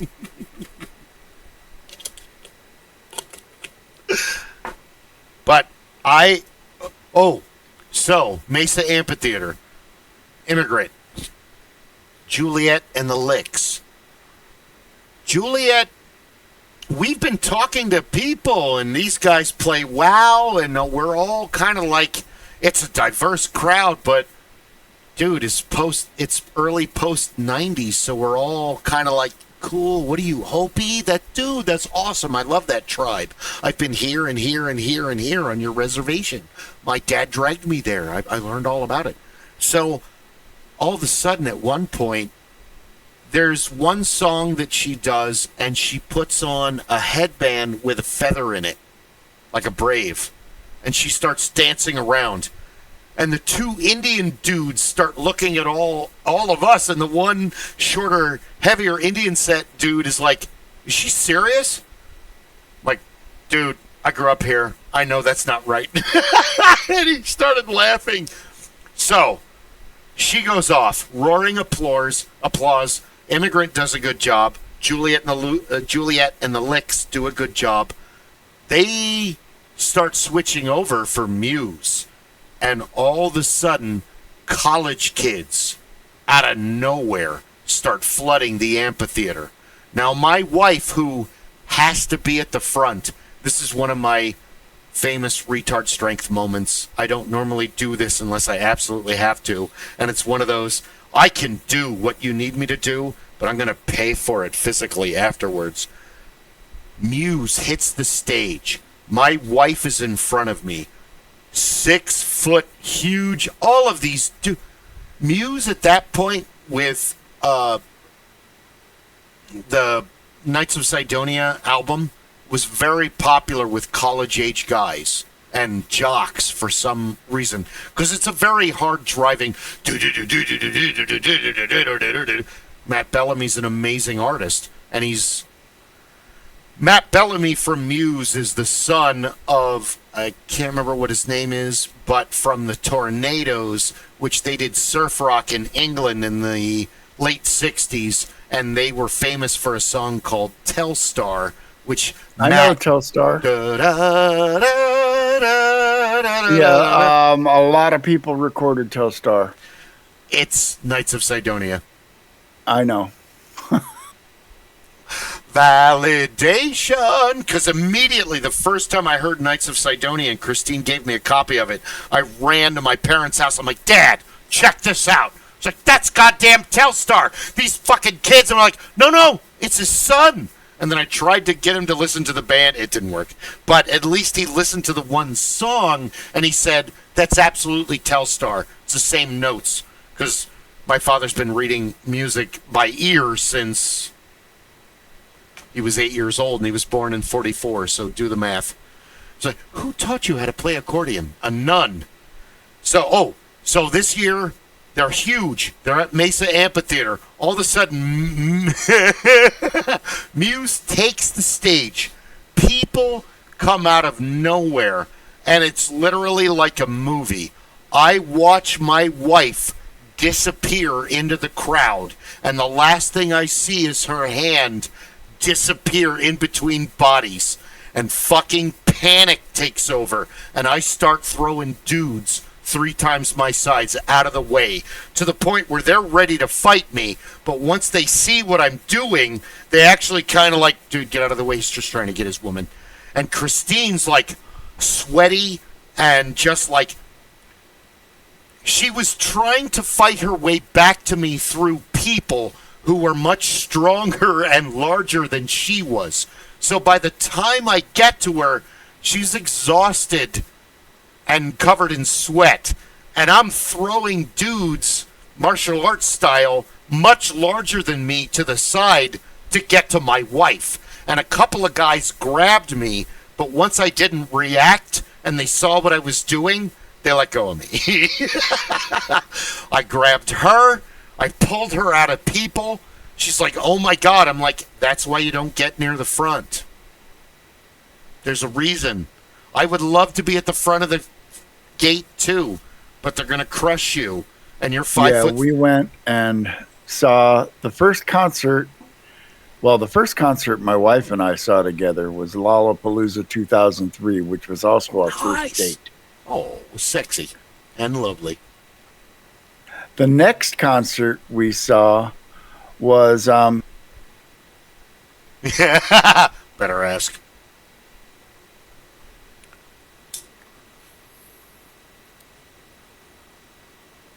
Yeah, we saw Disturbed. Right on. At the Marquee Theater. The Marquee. Yep. Yeah, and the front third of that theater was a mosh pit. We didn't get anywhere near it. If you've ever been in the Marquee, there are no seats. It's standing room only. Yeah, it's not. And we were standing behind the sound booth that had a perfect view of the stage. But yeah, Disturbed is her favorite band. It was we funny. Saw them. Oh, go ahead. Sorry. So we saw them again. This last year in March, we saw them from a show that was canceled last year in July, where it hit over 110, and they couldn't even get their equipment to turn on. Oh, wow. Had to cancel. We were getting ready to leave anyways because we were borderline heat stroked. It was that hot. Wow. We had already decided, no, we're not staying. This will kill us. And we were on the way out, and they canceled the show. We saw Muse 3 times. That was the second time, and then we went over to the Berm, and I think I still have some of the show on my phone or on the hard drive. But she's like, I'm like, dude, I totally know where you're coming from. I want to be right there too, but so does everybody else. You're 5'3". You weigh maybe 90 pounds. You're not gonna. This isn't gonna end well. That's why some of the best concerts I ever heard were concerts that I was on standby. So all those years that I was on the trucks, that was overtime. That was extra money. Standing out there by your truck, waiting for something to happen. Oh yeah, I mean, we were inside. You were stage left or stage right, or you were behind the sound booth, depending on where it was. Some of the best concerts I ever heard, because you were not watching the stage. You were watching the crowd. You were looking for. All right, over here. Best time I ever had. Down. Best time I ever had was Pink Floyd came through for Delicate Sound of Thunder, and they were at the ASU Stadium. And Wait. Was this the late 90s? yes, I got the opportunity. I was there. I was part of the standby crew for sound check because we had 2 crews that were rolling through. You had to have Tempe Fire had to be there, Tempe PD had to be there, City of Tempe. Well, what was it? Basically, the building authority had to be there during sound check, and we had to have medics on scene even during sound check. You couldn't do anything. So we're at sound check. We roll up. Engine company's there. Battalion chief is there. So there's 8 of us walking in, and we're all in uniform. And the captain for the engine company and the battalion chief were both fans of Pink Floyd like me. Yeah. They said, well, let's go in because we got to check everything out. We got to make sure everything's okay. This is the middle of the day. And we go walking in, and they're getting ready to do sound check, and we have to be there. So captain grabbed a row right next to the sound booth, which was on the middle of the pitch. It's the middle of the, and we're sitting there, and this guy, don't know who the hell he was, running up, screaming and hollering at us in the middle of sound check that we can't be in there, can't be there to hear sound check, can't be there. So the captain stands up, the battalion chief stands up, and he looks at the guy, and he says, "You're going to throw us out? You can't be here. You guys got to get out of here. You can't be here." It's okay. The battalion chief walks over to the sound guy and says, "Shut it down. Shut it down." Well, Gilmore and Wright and Mason are all up on stage, and they're having a good time. And you're just like, and when do you ever get to see them doing a sound except check? now? Yeah. But they're in blue jeans and T-shirts, and they're just hanging, and they're laughing and joking. And Gilmore recognizes something's going on. You can see him talking, and he's like, "What the hell's going on?" Basically, long story short, the battalion chief says, "You have to shut everything down." Gilmore tells his producer, manager, whoever, to get that guy that was harassing us the hell out. Get him the hell out. So then we get escorted a little further down, and Gilmore's asked, "Does it sound good?" And we're like, "Sounds wonderful." We got basically about 2 hours worth of sound check, and we got to have a good time. That was my all-time favorite event ever. That's awesome. Was the fact that we just got to kind of sit there, and they would play a couple of full songs, and then they would go and they would test a few things. They would talk, and they just, and when they're just sitting there saying, "Hey, thanks a lot, man. We appreciate it." We're like, "I'm fanboy now. Thank you." Yeah. "Sorry, our guy was a dick. Does this make up for it?" "More than you can imagine." What? Boomeranging back to the early, it was probably about 3rd or 4th grade where I didn't realize that most of the kids were not listening to the Platters and the Drifters and the Beach Boys and Cheap Trick, Kiss. Who the hell is that? Platters, guys. The Great Pretender. Beach Boys are my ride or die. You know what? My father's favorite. I said, "What's your favorite band?" "Beach Boys." But you listen to the Platters and a bunch of other bands way more. Beach Boys are no joke in my top 5. The Beach Boys are basically not just surfer rock, but they're surfer doo-wop. Correct me if I'm wrong. The early stuff, yes. They did a lot of stuff later on that is lesser known and way more mature and way less surf rock. They moved away from surf rock and had completely moved away from that sound. And then the record company put out that Endless Summer compilation of all their surf stuff, and it blew up. And so, yeah, everybody was still hungry for that. Oh, yeah. Well, that's that East Coast, West Coast thing that always has existed since time immemorial, where, well, the East Coast and West Coast, they really don't care. They're doing their own thing. You had mentioned Cheap Trick. I love Cheap Trick. You guys both grew up here. You know that for many, many years consecutively, Cheap Trick played for free at the state fair here. Yep. Yep. Yeah, we made in high school, me and my high school buddies made every one of those shows. Cheap Trick is one of those bands that's like super fucking awesome, and it's Cheap Trick and Foo Fighters maintain like the same. Yes. Like, you're amazing. You want to go see our show? I'm really busy. Can you come back in like 2 months? Yes.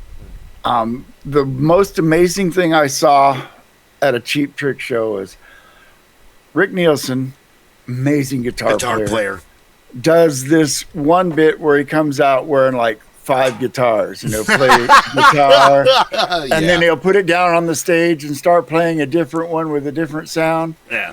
Well, he was into like his 3rd guitar, just wailing. Yeah. And somebody in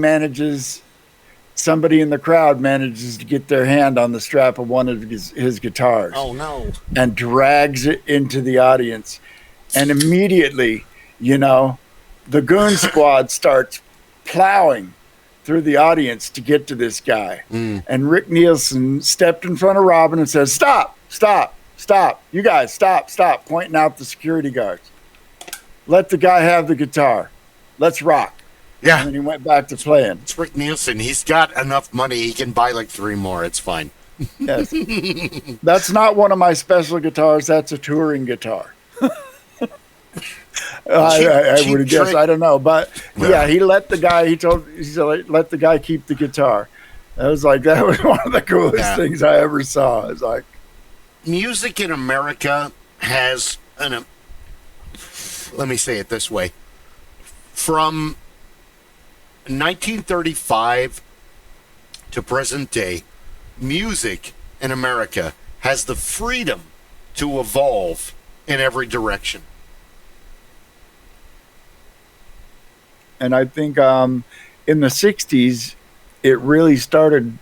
I mean, in 1960, if you turn on the radio, you're going to hear everything on the radio station. Oh, yeah. It was like in the mid 60s that it really started branching into, program radio in America. In Europe, it's not like that. Living in Germany, German radio is programmed like American television. If you like heavy metal music, the heavy metal shows from noon to 3 on Saturdays and Thursdays. Tune in. If you like whatever kind of music, there's a radio program for it. Yeah. You just have to know when to tune in. And all of the radio stations are programmed that way. They're like television. So you don't have a rock and roll station. Yeah. You don't have a classical music station. You have a radio guide. We got spoiled down here. I mean, I can remember as a kid, the song Mexican radio, people hear that today and they don't know that was the reality. I remember as a kid, the sun went down. And ZZ Top also has a song about it. Yeah, and you could hear incredible songs that got little to no airplay on an American station because after sundown, the Mexican stations could boost their signal, and the AM signal. When the atmosphere cools, it changes its density, and AM signals will bounce off of the upper atmosphere and travel a long way. Oh yeah. I can remember. And that's why AM, and it's not that they were powering down at night or that they weren't powering up at night. They just weren't powering down. American radio stations, certain hour, you turn that shit down. You had no choice. You turn that shit down. You power the transmitter way down. But in Mexico, there's no regulation for that. We're going to go full blast blowtorch all night. And you could get ZZ Top has a song called "Heard It on the X." That's I heard it on the X. I love that song. We used to listen to that stuff. You go ZZ to the is ranch. in my top 5. We had the old Motorola radio, tube type radio. Turn it on at noon so you could listen to the radio by 2:00 so it would warm up. And we would sit there and Grandpa would tune that radio in to the Mexican stations at night so that we could hear. I want you to hear. You get to hear new stuff here. Come here. Let's listen to something different. I wish I was in Tijuana eating barbecued iguana. Oh my God! I'm sorry. I'm making bad facial expressions because fuck Uber Eats. Did they misdeliver your food? I'm sorry to bring my personal drama into the show, but oh, sorry. Have them killed. I actually cooked tonight. Smithers released the Taters, hounds. precious. Taters, precious. Potatoes, mash them, boil them, stick them in a pot. June Taters 6th. and No. Okay, we're at work. There's 4 of us on Friday night. Me, Fabian, my awesome, amazing, Fabian Brown, my awesome, super amazing supervisor. Be great to have him on the show. He's a super cool guy. He was my boss. He's one of those bosses that you look forward to going to work. Like, I can give you a list, but that was my last job, so he's the most fresh one in the mind. Where you learn things when you work with him. And I'm much older than you, and you're teaching me stuff. I love that. That's amazing. Hey, sign up for Uber Eats. I have a thing. You can get a discount. Do Streets in New York. Dude, awesome. I totally want a cheesesteak. So I get food for myself, Tanner, Wendy, and Fabian. Our team for the evening, our super team. Fabian is in his mid-30s. Wendy is in her early 40s. Tanner's in his early mid-20s. That's your scope of age. I absolutely miss working with all 3 of these people. All of them. Well, not the guy that got me fired, but all of the other ones, yeah. Like Tanner's old. He's about as old as my youngest kid, and we're going to a pretty heated domestic call. This is last year.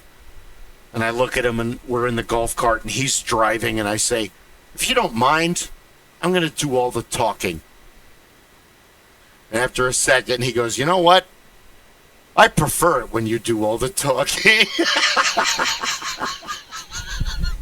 Because he learns how to, I mean, I'm not your normal dude. Like I said at the job interview, and I've said at every job interview, and I will say at every job interview, how do you handle an irate customer? A difficult situation? Well, comedy is the skeleton key of society. So once you can make somebody who's angry laugh, it's no longer a problem. That's not my rule. That's the world. I think I can be very funny, but my funny is you are funny, dude. Spontaneous. It's spontaneous. I can't think about being funny. It just, No. A bubble of mental flatulence is going to come to the top and pop, and it's going to come popping out of my mouth right at that moment. And it's either going to be funny or it's not. And so as I get older, I get a little bit more selective. It's like, I know this one's going to land. But sometimes when you go for the perfect joke, that you get a natural setup for the perfect joke and it doesn't land. No. There's honest. I have been studying comedy since I was a toddler. There are 4 kinds of comedy: planned comedy, spontaneous comedy, accidental comedy, and learned comedy. And all of them are different. So, accidental.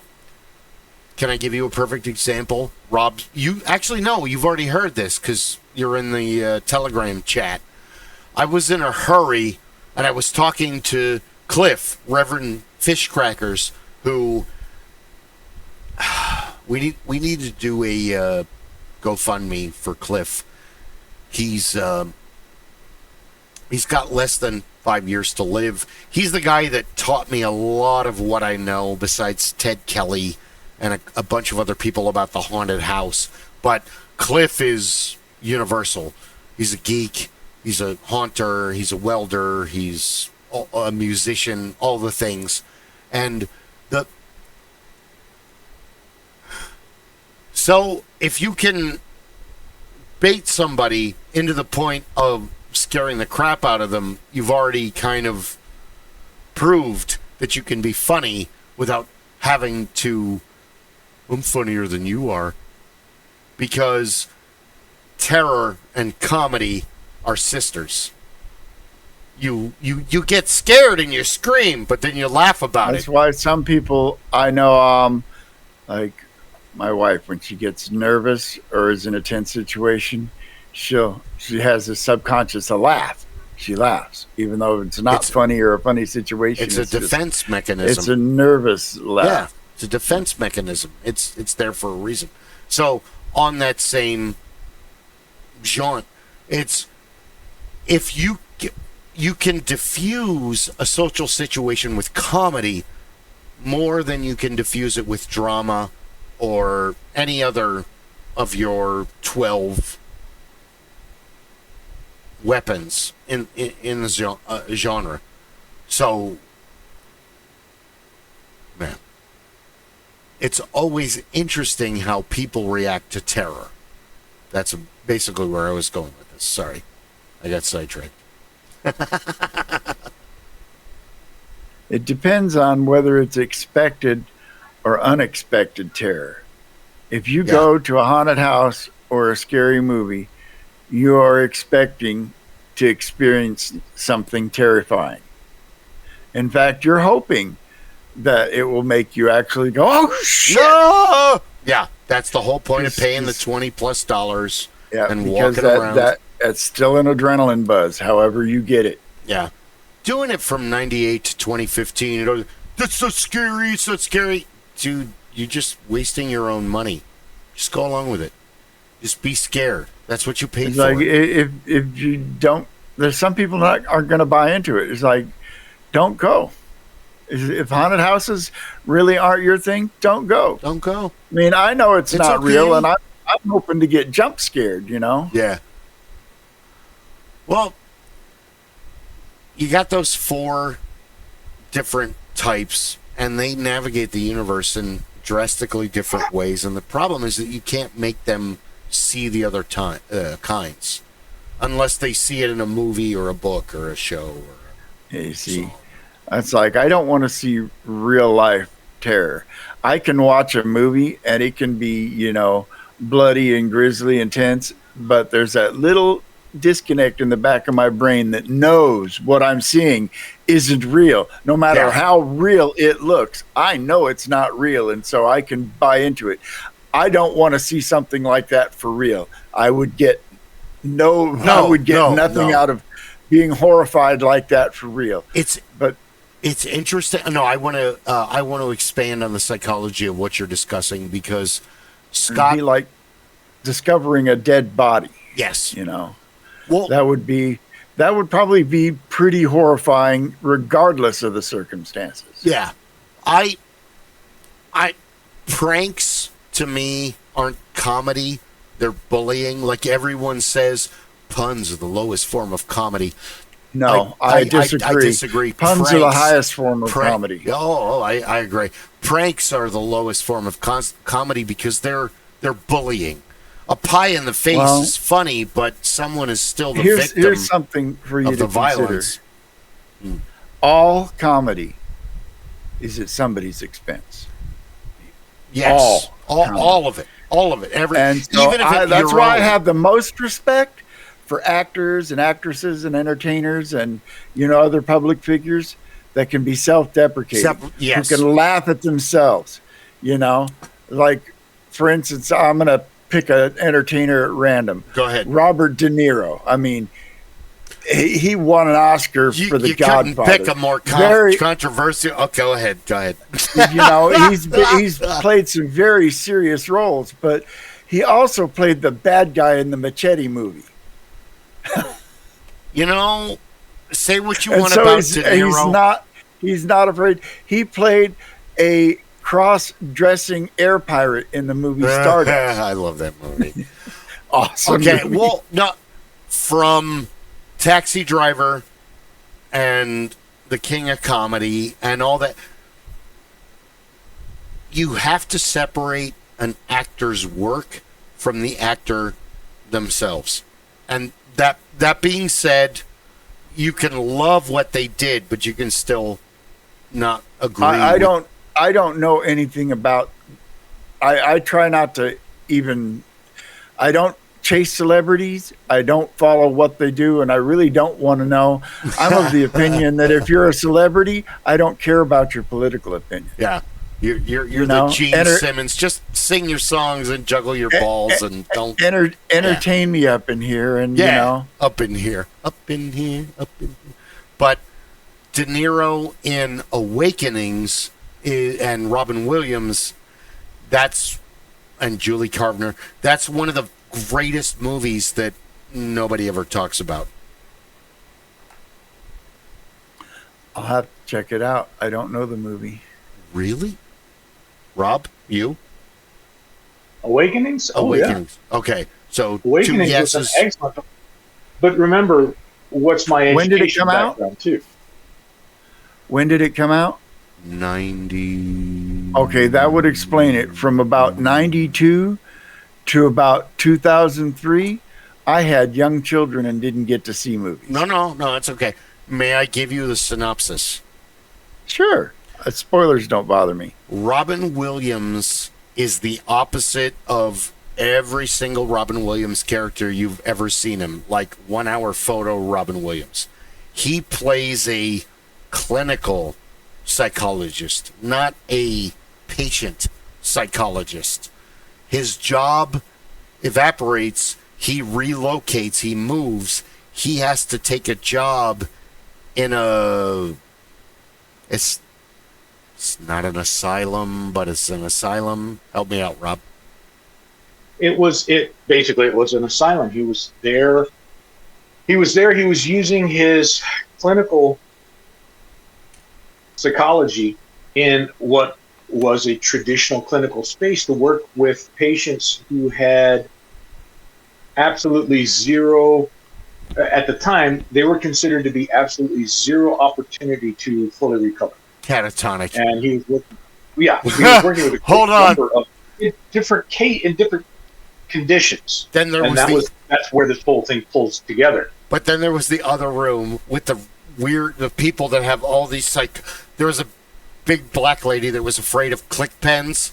Like every time he's like, what's going on? Oh, this. Oh, okay. Ah! What? She starts freaking out. It's like, dude, didn't you read her file? She's terrified of click pens. I didn't know. Because Robin Williams doesn't. He's like like Rob said, he's like a clinical doctor. He's not a patient doctor. I spent 5 years proving that you could not from the earthworms. Because in the very beginning of the movie, Robin Williams is in a job interview, and he's trying to get a job. He's been fired from he had a lab job, and he was a research psychologist. He extracted, I can't remember what the substance was, from earthworms, and the guy interviewing him was like, that can't be done. He's like, I know, I proved it. And he's like, that's how much of a nerd Robin Williams is. It's like, you didn't have to do that. Somebody else already proved. No, I proved it. Somebody already else did. Well, I proved it too. And the guy just looks at him like, okay. So Robin Williams is not really good with patience. He's an introvert. He doesn't like people. They freak him out. And it's the, help me out, Rob, catatonic ward? Yeah, he basically comes up, he starts to help develop new pathways, and he comes up with new treatments, try and break through. So he helps to identify some of the neurochemical conditions and what might be possible to break through these neurochemical transmitter deficiencies.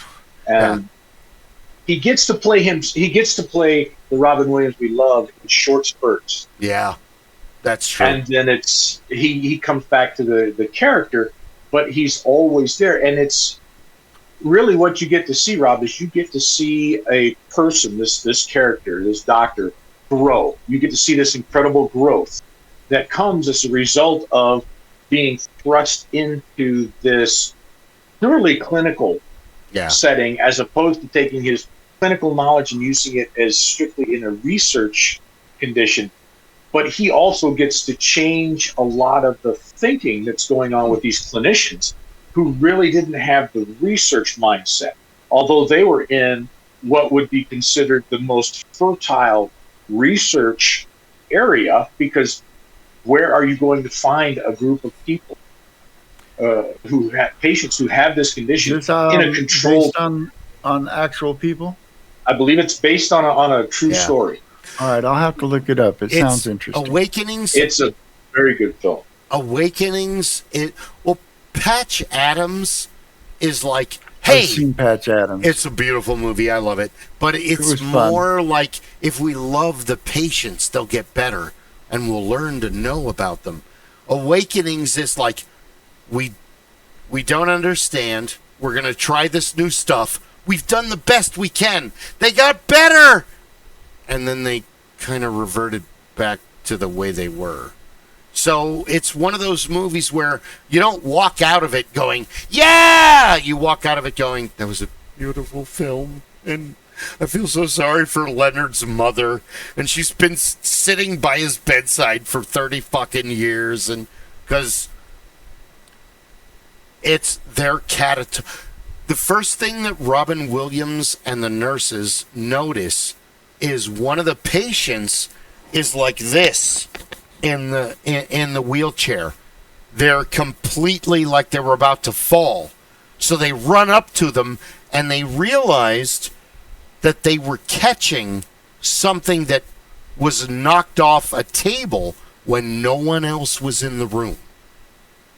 So then Robin Williams, for about a good 2/3 of the movie, starts throwing tennis balls at these catatonic patients.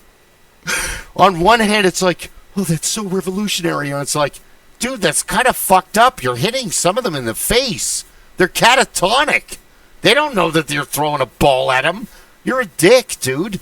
But he's not a cuddly, friendly hook Robin Williams. He has no character. bedside manner. Yeah, he's cold, and he's 1 hour photo, but a good guy, but a cold clinical psychologist.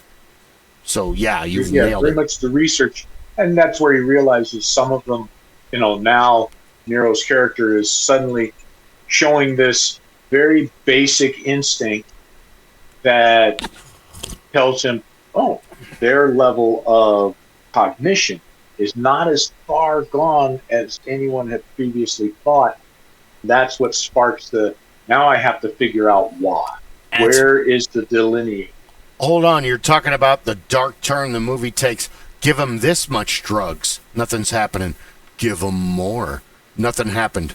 Give them more. Holy crap, Robin, you're like doping these people up and nothing's happening. And then one morning, he gives them so much drugs through so much time, they're all like sitting up in their bed going, what the fuck is going on? Well, it's 1962. You're kidding. The last time, it's not 1953? No. So it's Awakenings is beautiful but sad. It's like so many others. We could sit here for an hour. Brian's Song and Heaven Can Wait and Heaven Can Wait. I actually saw that Michael one in the and yeah, I am honestly when I sit down to watch a movie, I want popcorn munching escapism or abject terror or fun. Yeah. I do like more serious movies, but if I'm going out to the theater, and we do on a regular basis go out to the theater, I'm going to go see something big and loud. It's going to be splody and punchy and stabby and bleedy and scary or funny. It's the movie theater is a weird dichotomy. You go there when you're young with your parents and your family, and you go there when we were you're young. We younger only and your did friends and drive-ins, and And then when you get older, you take girls there, and then you take friends there. And I remember sitting in the theater the first time seeing Saving Private Ryan, and there must have been 5 or 6 of us. And we're all dudes, and we were all sitting in a big line. And the bunker scene started after he falls down by the tombstone, and all of a sudden we're right back to 1944. And all of a sudden, Jeff Marsden, who I went to high school with and did Ren Fair with and played D&D with, who's no longer with us, who leaves behind Taylor and Andy, goes, "This is where my heart really starts beating." And I'm like, "I haven't seen this movie yet. What are you talking about?" And he was right. From that moment on, when you hit the waves in Saving Private Ryan, till they're on. The beginning of that movie doesn't pull any punches. Nope. And then later, we took Michael Lloyd Chapman was the youngest of 8, and his father stormed the beach at Normandy on Utah, not so Omaha. So when they took, unfortunately, I didn't get to go when Cookie's dad went because didn't we talk about him last episode in 40? Because welcome to episode 41. Like and subscribe. But he went from landing on the beach and being a private and like making fences to capturing 47 Germans, Nazis, and then going all the way to the Eagle's Nest. Which, dude, for a private, that's fucking awesome. Privates are nothing. You're like one level above the latrine cleaner. I mean, I've never served, but that's what I've heard. You don't stay private for very long. You get, at the very least, you get to PFC, which is like private plus. Yeah. You're still a private, but now you can lord it over the lesser privates. But when they took him to the movie, he's like, that's exactly how it was. Dude, you're talking about a guy who was there. Well, for me, my dad's dad did mapping for Patton. So he spent most of his time in France, but one time, my granddad Kelly was walking around, and he had the gene in the family that I don't have, but I have the gene in the family that he doesn't have. I have storytelling. He got art. So he said, well, I was just walking around the area, and then somebody had knocked a piece of paper off their drafting table, and I bent down to pick it up, and inside the courtyard of the Villa, a Nazi shell went off. And he said, I felt a blinding, searing pain across my back. And by the time I stood up to yell in how much pain I was, I noticed that the guy that was at his drawing table to the right of me working on this mountain landscape was cut in half by the shrapnel. So that was his experience in World War II. Oh, yeah. My grandfathers both had Purple Hearts. My mom's father served in Italy and in Africa. Whoa. I don't know what my dad's father, where he served, but I think he was in France. The other one was in the Navy. But, yeah, I was only in for a few years, 84 to 87. I tell my kids I fought in the Cold War. Kind of did. Kind of did, because we were, this was top secret at the time, but our deployment was the Fulda Gap, which is a gap in the mountains between Eastern Europe and Western Europe, and the most likely place that the Red Hordes were going to pour through if they were going to invade Europe. And so we, trained on our deployments and stuff as, if the Russians were coming, we went and we plugged that hole for as long as we could hold it. But we were going to be outgunned. So It was basically you're not expected to survive this. my father and Ed and many other Vietnam vets sang the same song. We got off the plane and there's all these fucking hippies spitting on us and yelling at us, baby killer. Dude, I was doing this. I wasn't even near the... What do you mean, baby killer? I'll fucking kick your ass. Yeah, no, we didn't have any of that. I was, like I said, I was in the 80s. Well, in fact, right after I got out of the Army, the Berlin Wall came down. And then a couple of years after that, we started bombing in the Middle East.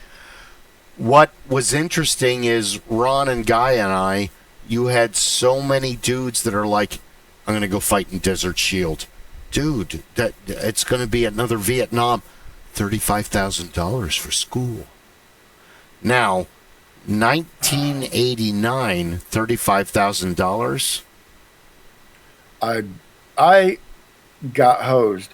Reagan stopped the GI Bill that paid for that, basically, in like 1982. I joined in 1984 under the VEAP, Veterans Educational Assistance Program, whereby every dollar I put in was matched by $2 for the government. But I was capped at putting $2,700 in, which translated to $8,100, enough to pay for a trade school. The year after I got in, 1985, they reinstated the GI Bill, but because I joined under VEAP, that was my contract, I wasn't eligible for the GI Bill. We're getting political, but it's the 1980s, so that's okay. Well, that was just, Well, no, Reagan was... I'm not picking sides. I'm just kind of stating how things were going back then. I think Mondale and Ferraro would have done okay because they were surfing on the double-edged sword of Reagan is that you have the greatest actor and communicator, but all of his aides and all of the historians say the same thing about Reagan. If there was a meeting or symposium or something that was going on, Reagan was not hard to find. Just find the person that has the newest, dirtiest jokes, and Reagan will be around that guy memorizing those. Because, dude, he was a great communicator. Reaganomics sucks. He's not an economist. He's an actor. And he wasn't, like Greenberg and all the, and all the economic.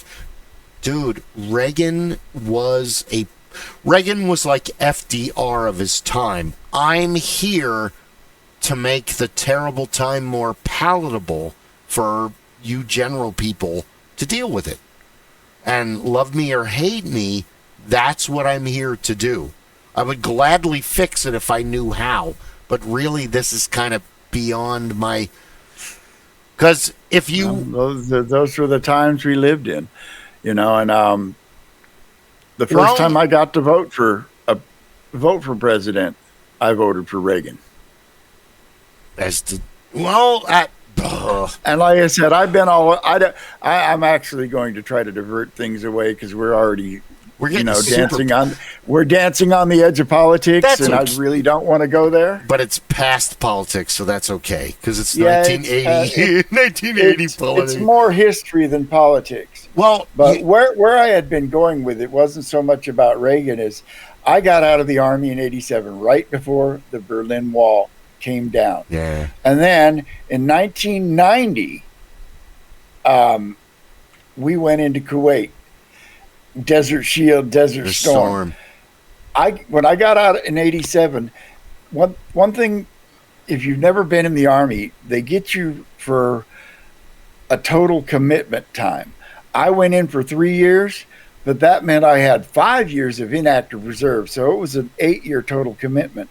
And anytime during that 5 years, I could get a call from Uncle Sam, hey, we need you to report. This is going soldier. on. Yeah. This is going on. Grab your shit. And yeah, 2 years before my cycle ended, Desert Storm happened. And of course, what's my military specialty in the Army? Mortar infantry. They're going to want me. Yeah. I am so glad they never called. My dad. I would have gone. I mean, honor my contract, because that's basically what being in the military is. It's contract work. You sign a contract for a period of time. The problem And is when you re-enlist, you sign a new contract. the problem is that Heinlein with Starship Troopers and even retrospectively 1975 A New Hope Star Wars, he thought you'd sign up for one of Obi-Wan's damn idealistic rebellions, and you have the problem is that we're raised on fairy tales, so you have this idealistic, I'm gonna fight and I'm gonna do this. Well, who are you gonna fight and why? I mean, what are you gonna do? Where are you gonna go? And the more questions you have, the less your fervor exists, because oh yeah. So you had the generation after you who had already signed up, who were faced with Bush in, correct me, this will not be another Vietnam, like George Carlin said. That's the most terrifying thing we fucking heard in 30 years. What is wrong with you? Because the Bush, Clinton, you can interpret it any way you want. But the reality was that my generation was signing up for money for college, not to defend the country. That was why I went.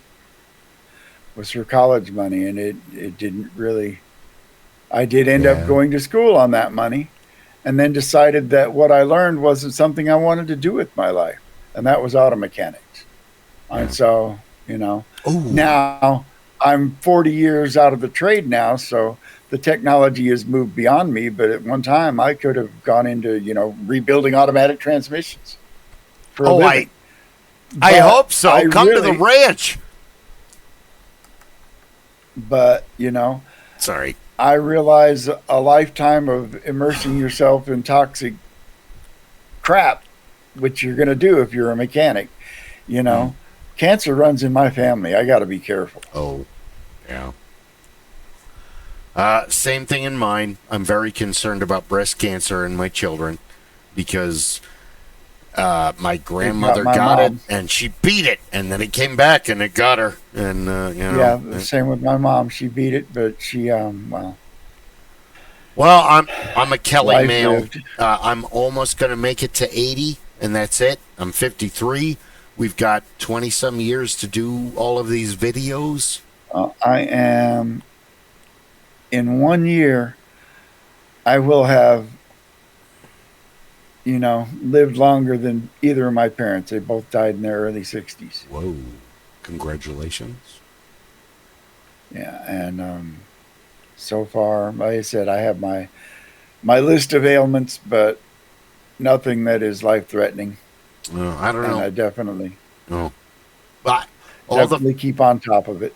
All the females lived to 100 in my family on both sides. The men dropped dead at 70, 80. They're superhuman, but they have a limited life. Like Cucullin, you're going to be famous and glorious, but you're going to be dead really early. You're not going to make it to 45, kid. Yeah, that's... Right, we're only 10 foot tall and bulletproof for a short time. Yep. Then it all comes back to haunt. Heroes aren't supposed to live generations. Gilgamesh and all the others. They're supposed to burn out in a blaze of glory. That's what the highlighter is all about.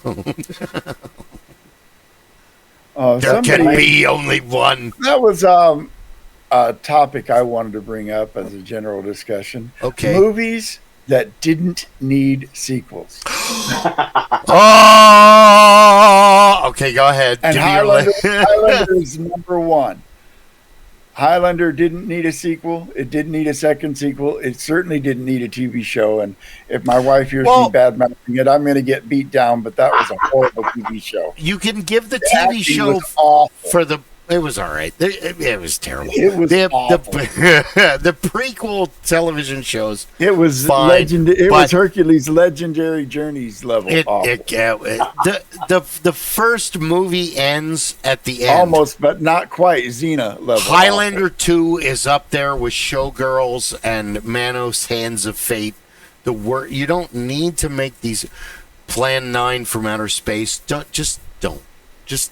I actually paid money to see Highlander 2 in the movie theater. I'm sorry. I wish you can get Me that too. money back. The only movie I saw in the theater that was worse than Highlander was Battlefield Earth. Yeah.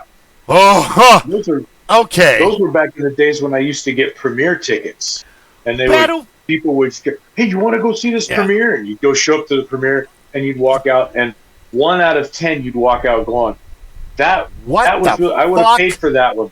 Yeah. The rest of them, the other 9, you walk out going, I'm glad I didn't pay for this. I want my money back to the top.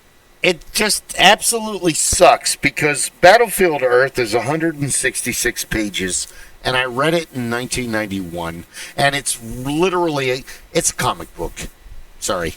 I read Battlefield Earth when I was in the Army, and he had another Mike Robinson got me of books. The Invader's Plan. Yeah, it was B movie fare at best. But I have to say that Battlefield Earth is a very good read, but then when you watch the John Travolta movie with I can't remember who plays Johnny Goodboy Tyler, but he's also in Saving Private Ryan, and he's fucking amazing. And he's also in Knockdown Boys and several other. But Battlefield Earth kind of ruined his career, which sucks because he was an amazing actor. But oh god, the movie doesn't make any sense because you've left out all of like why this is happening. Those are the movies that scream for us to bring back the Saturday morning programming that we grew up on here in Phoenix, like World Beyond and all the. Remember, you could watch the really bad movies on Saturday morning. Here it is. I have a role-playing game that simulates those movies perfectly. Yeah, he was done. I have many friends that are David Lynch fans. I hate David Lynch. But I'm not a big fan. From a research, Dune. If you just watch the 2-hour Dune movie, I watched it once. You I have didn't get no much out fucking. of it. But you would have to go if you've never read the books. Like I've never read the books. I have not either. Rob, I started reading the Dune books and quite honestly got lost. I read them when I was young, and I got lost. It was like it's Tolkien, the Silmarillion. Yeah, and I tried to read the Silmarillion, and I got lost. The Silmarillion really wasn't meant to be read. It's a reference. He's got me lost. Tolkien, King, Donaldson, Herbert. So if you are brave enough, as I was, to sit down at the PBS special and watch the 6-hour David Lynch Dune movie, and I did. Everything makes sense, but it's a explanatory documentary, like if you were in a class. You're talking about the Dune that was a miniseries. No, that was before that. Yes, I saw that too. But before that, on PBS, way back when in the 80s, the original movie that Lynch made was 6.5 hours, and PBS showed it twice since 1984. I sat down and watched it, and it explains the Spice Guild, the fucking Emperor, the worms, how Atreides' son become the god emperor. He becomes a worm because of spice, and I'm currently playing a Dune video game, so I've been kind of immersed in the lore recently. And whatever. But if you just watch the 2-hour movie, because I hate Lynch, but the 2-hour movie is like a slice of 7 hours of information. So if you're not prepared to sit down and watch it all, you're totally fucking lost by the end of the movie. So it's wrong to you have to sign up for this. Learn it all. Your 6 hours. Dude, I have a life and kids and responsibilities and The story just didn't. I know people that are absolutely wrapped up in Dune. They name their pets after Dune characters, and name their children after Dune characters, and it's just the thing that drew me to Dune. In all honesty, I walked into Toys by Roy at Metro Center, and it was the first time I'd ever really seen much any kind of other tabletop game aside from Dungeons and Dragons. And there was a full series of Dune tabletop games. And it really drew me in. And they had miniatures and the whole line. It was something to see. And that was when I said, ooh, what's this Dune? And then I heard some guys talking about the books and everything, started reading the books, and then the movie came out, and I was like, oh, okay, yeah, this is going to be cool. And, reading the books, I got overwhelmed at that age. The movie was a lot of fun. Enjoyed that. I enjoyed the last 2 films. I thought they were done very well, but I look at things like that and I say, you just have to stand on your own. If I can have fun with you and I don't know, I enjoy it. So I would, if I may, you don't have anything before Lynch's Dune with, Sting and Patrick Stewart and all the rest, Max von Sydow. But not the most recent one, but in the early 2000s, there was a miniseries. I heard that went a little bit too heavy on the exposition. It was fucking awesome. It was up there with Tin Man, if I may. Tin Man, the retelling of Wizard of Oz with Zooey Deschanel and Alan. Did you see it? Either one of you? Oh, yes. Good. I saw Tin Man. I wasn't as enthralled with Tin Man, but damn it! It was. Well, I'll put it to you this way: you have to remember now. Everybody lost their minds from the Vikings TV show in this series. It was a good show. I watched the first couple of episodes. Yeah. But I was immersed in the history, and I was learning from Little John, the blacksmith history of all of that. I had spent years learning the reality, and so as I watched that program, I would sit there and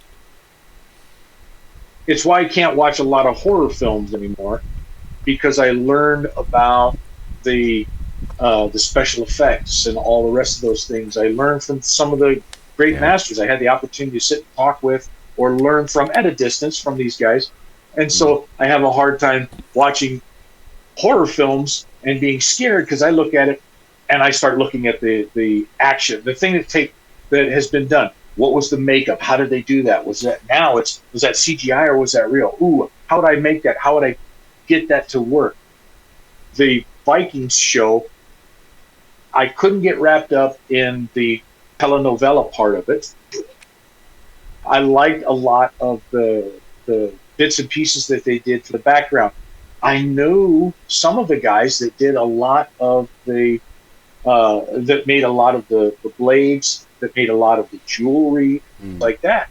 So looking at those, I could say, oh yeah, that's traditional, that's real, that's correct. What the hell is he talking about? That's not quite right. Oh, but that's really nice. And so that was where the disconnect comes for me.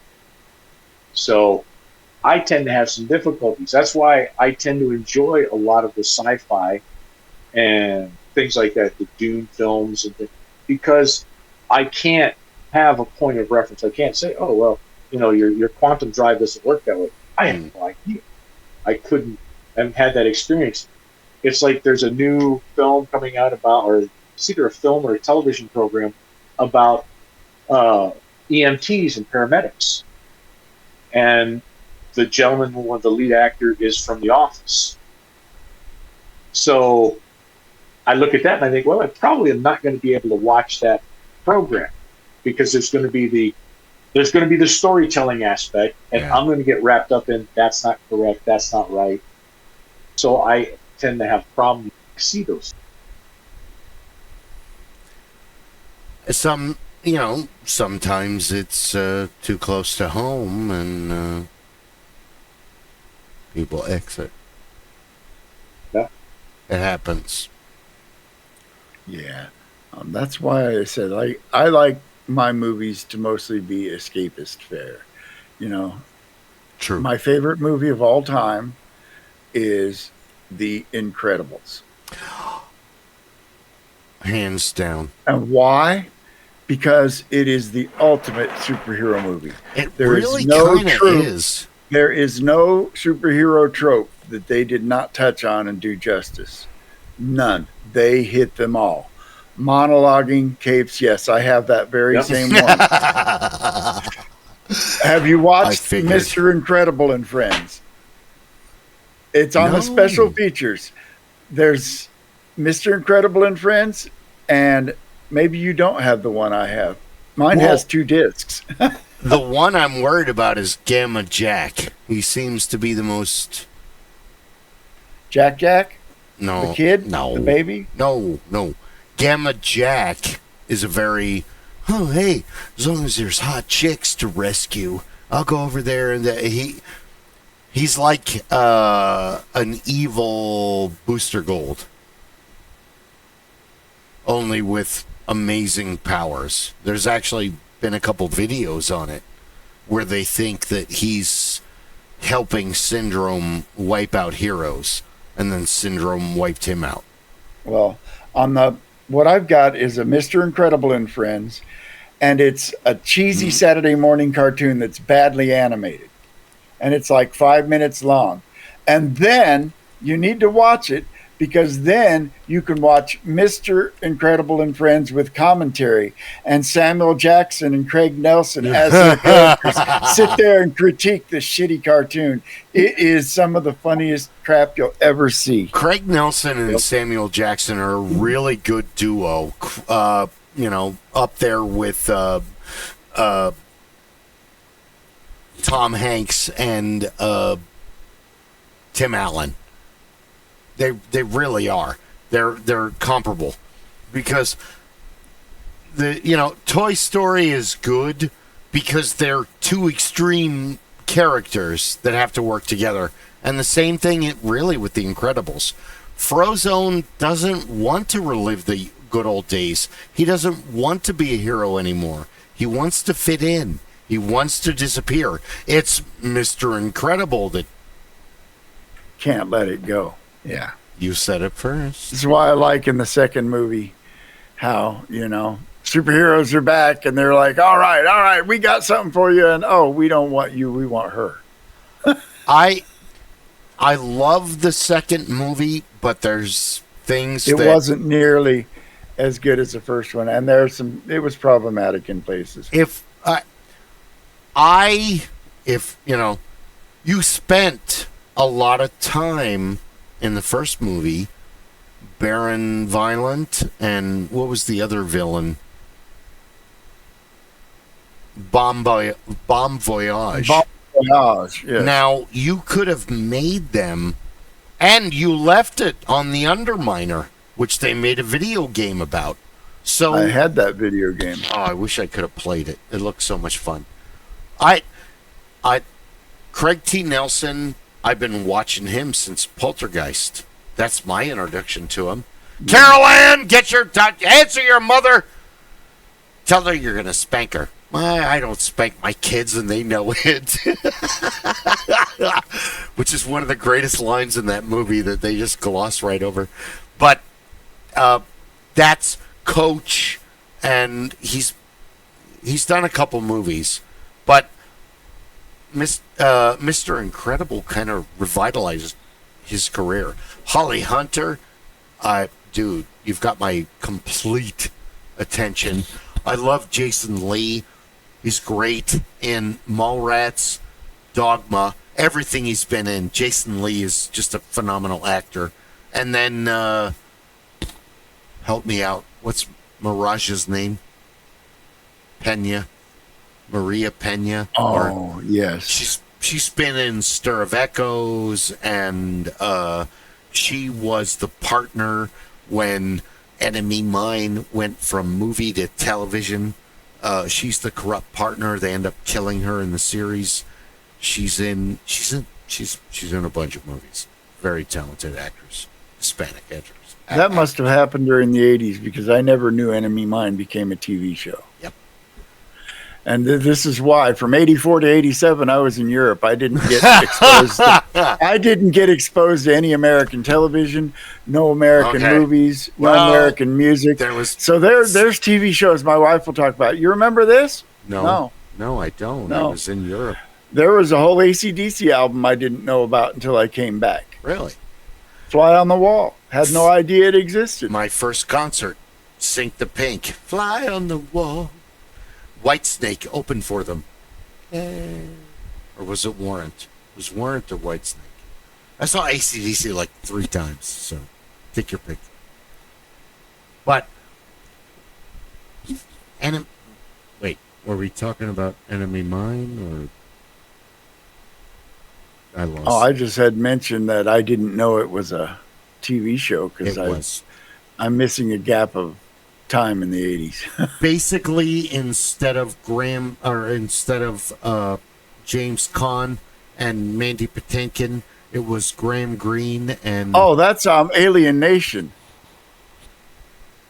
Which one did I say? You said Enemy Mine. Enemy Mine was Louis Gossett Jr. and Randy Quaid. Dennis Quaid. Dennis Quaid. Yes. Oh my God. Whoops. I meant Alien Nation. I remember Alien Nation. Both are amazing. Oh, I feel stupid. Yes. Sorry. I've been up since 2:30. I'm sorry. And I had lots of stress. One of those migraine mornings, so I've been off all day long. Should have been great in the interviews. Enemy Mine. I actually got to meet and work with Byron James in Enemy Mine and Crime Wave and Blade Runner and so many other movies. He was the general in Fifth Element that gives Bruce Willis you rigged the contest? And I was the only one who knew him in 1992. I was an extra in a karate movie. Basically, our sensei's like, go. I called the director. Tell them that you're going to be extras in the fighting scene at this movie. So Jeff Marsden, Aaron Black, and myself went to 40th Street and Bell, and we found the casting director, this super hot chick in a full... Honey, this is late September, and you're in a leather trench coat. Hi, we're here for the fighting scenes. We filmed all the fighting scenes yesterday. We finished. They're all done. Oh, our sensei, Pete Matson, sent us... okay. Thank you anyway. Have a great day. So we start leaving, and, hey, do you want to be high school students? Well, it's been 2 years, but okay. And we got to be in the movie Showdown with Billy Blanks, and the main character was the guy in the Michelangelo turtle outfit in the first movie. And the most famous person in the movie was Christy Taylor, who we met her as an actor, and she was the love interest in the movie, and she was super cool. We hung out, told jokes, talked to her for a while. Little did we know, a year or two later, she was going to meet Ben Stiller and become his wife to this day and become super famous. So that's my claim to fame. I have none whatsoever. My claim to fame is on my Twitter account. I have two celebrities that follow me. Yes. I have the Beastie Boys Really? and Alan Parsons. I love Alan Why? Parsons. I don't know. Alan I Parsons. haven't tweeted in over 10 years.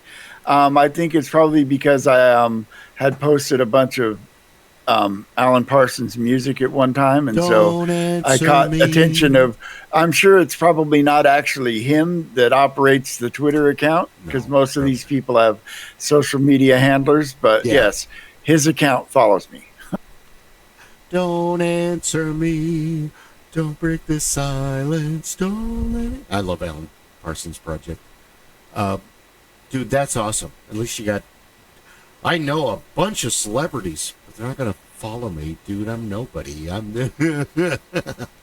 was arguing with somebody on Facebook. They're like, "You're fucking nobody." Well, yeah. I'm funny. I mean, I know a bunch of current, well, not so much current, but former radio DJs in the Valley, some of which were, I worked for KEZ for almost 10 years. That's awesome. I know Beth McDonald. I'm not friends with her, but Well, I know no. her. Well, it's the I same. know Steve Goddard. Yeah, Steve Goddard.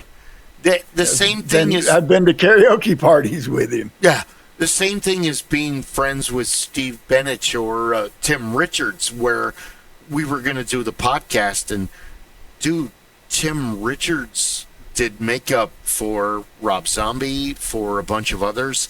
He's done makeup for movies. He's acted. He's directed.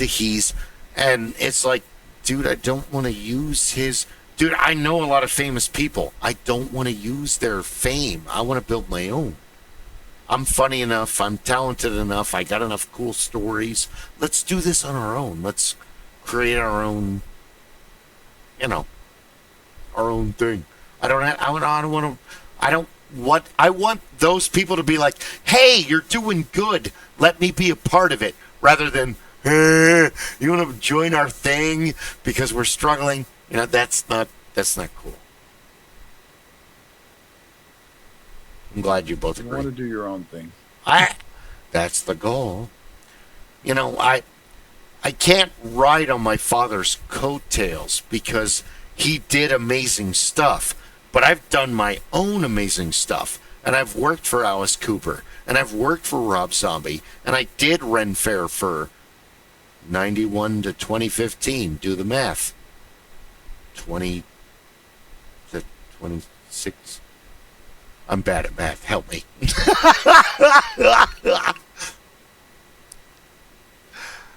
So I don't want to. The thing that Cookie and I used to talk about is, this is the best years of my life. No, dude, that was an amazing accomplishment. But the next year is the best year of my life. The next year is the best year of my life. The next year is the best year of my life. That's the past. I already did that. I want to do what's next. I love what happened, and that'll never go away, and I'll never be like, well, I did that, and that's good enough, and no, dude, what's next? The worst thing is well, we did this. We're done. Done? No, here's 8 more projects. It's the same thing with the cars. I go to the local water store, 40th Street and Thunderbird, Watermart. They've owned it for 30 years. They're doing, 22. I've watched his daughters grow up because they worked in the store. What would you do if you won the lottery? Same thing I'm doing now, dude. Role-playing games, doing this podcast, restoring every vehicle I can get my hands on, having Rob teach me how to blacksmith, having Ed teach me ceramics, learning new instruments, learning how to do other stuff. Learning is, Isaac Asimov said it best, and I know you can say it without me. Never mind, I'll say it. Education is Knowledge is power. The more you know, the more you know. But education never ends. No. Even if you have ever been in the military, there's a reason they call, when you join the Army, what was the first thing you go through? Boot camp. Basic training. That's basic training, because till the day you leave the Army, you will be training. If you're not fighting a war, you're training to fight that war. Yeah. Or to do whatever job it is you do to support the war effort. But yeah, so, I mean, we spent more than 200 days a year out in the field, you know, playing in the mud, you know, sleeping in tents, sleeping in our tracks, you know, basically playing Army. More time in the field than at home in any given year. Yeah. Because I talked to my dad, and I'm like, I want to go to college, but I have no idea what I want to do. Like 30 things interested me. And, well, I want to pay for your college. And no, I want to do what you did to your father. I am not taking your money. I'm going to pay my own way. The problem is that I don't really know what I want to do. I mean, yeah, I've had the psychological tests. I can do anything. But there's like 30 things that interest me. So you can't get 30 degrees unless you're like, you know, a trust fund kid. I think practical experience is something that's overlooked far too much. And I think, well, no, I'm going to stop myself now because I'm going to veer into politics. No, you don't have to. Practical knowledge. No. You don't have to go into politics without. I mean, not necessarily partisan politics, but just Well, no. about the difference between, you know, what college means to me. College is an artificial barrier that keeps average people from joining the ranks of the ultra rich, because we have to pay for our college and we'll be saddled with that debt for the rest of our lives, most of us. Here's what I was told, and I know this is just my particular, you know, experience being me, but my father was at Temple University in 1967, and his draft card came up. Now, this is the same year that my father is working 50 hours a week at the family laundry, working on an electrical engineering degree, bachelor's degree at Temple University, and to quote him, you know, I watched Bill Cosby doing his comedy routine in the lunchroom at the university, which is weird now that he's been up on all those charges. But back in the day, that was something to brag about. So, and he literally watched Bill Cosby go from nobody to super fandom, like in 1980, Bill Cosby himself. I have the DVD. So when Vietnam happened, you needed his draft card got pulled. You're coming to Vietnam. No, I've got 6 more months for this, you know, degree that I've paid for. Okay, we're going to put that 6 months as time served. And when you graduate, you're going to be a sergeant in the Army. Dude, how can that be possible when I've never even done boot camp? Boot camp doesn't matter. You're a sergeant.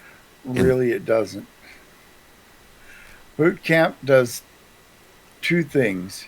It breaks down your sense of self, and it teaches you that you succeed or fail as a team. You're 100% correct. That's all boot camp is for, is to get you to buy into the team. You know, one person messes up, you're all going to suffer for it. Pick your buddy up by his bootstraps, keep him going. Yeah. You know, you're only going to do as good as the guy next to you. So, you know. No, you're right. The old man told me I learned to sleep in my uniform with my bed made on my side. I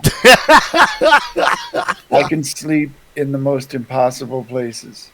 It's what all service Amen people to say. I can sleep in the back of an armored personnel carrier going down the road, loud, clanky, and bumpy as it is, with my full fatigues and a steel pot helmet on. Yeah. Of course, this was Vietnam. So, This was not. well, no, by the time I was looking at it as, well, I don't really want to go to the Middle East, but school for college. Well, I'll pay for college. Well, no, I don't want to waste your money. Uh-oh, you're yawning. And it's almost 8. No. Rob? Yeah. Oh. It is getting close. We're getting to pumpkin time. We didn't even get to the 2 topics. Nah, it doesn't matter.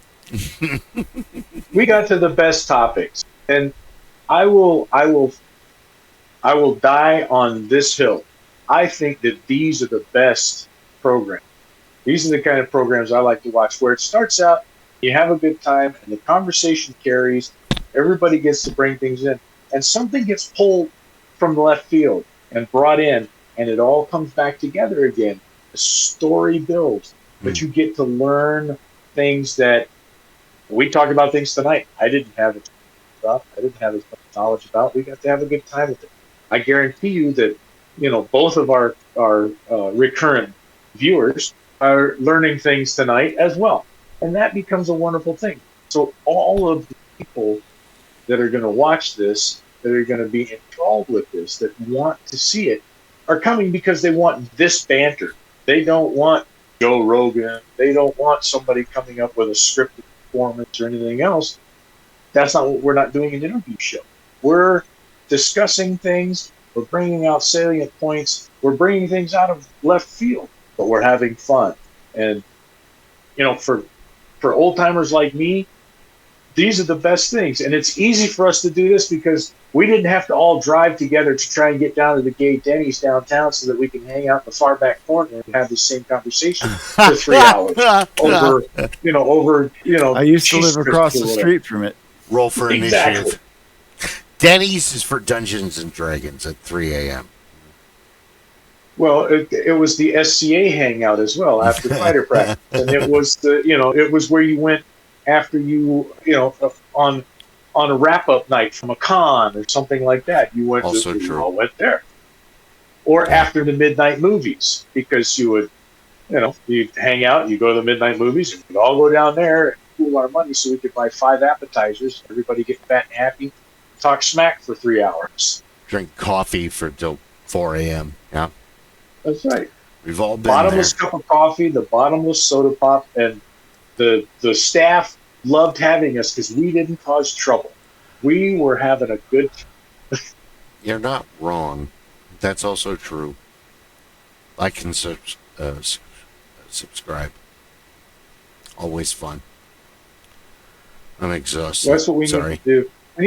We need to do a GoFundMe program so we can start up a restaurant like that we can have for the kids coming up behind us, and we can teach them. The only problem is we couldn't get away with calling it the Gay Denny's because it wouldn't have the same feeling. It wouldn't have the same cachet. People wouldn't buy into it. There was Only another us. name that restaurant went by.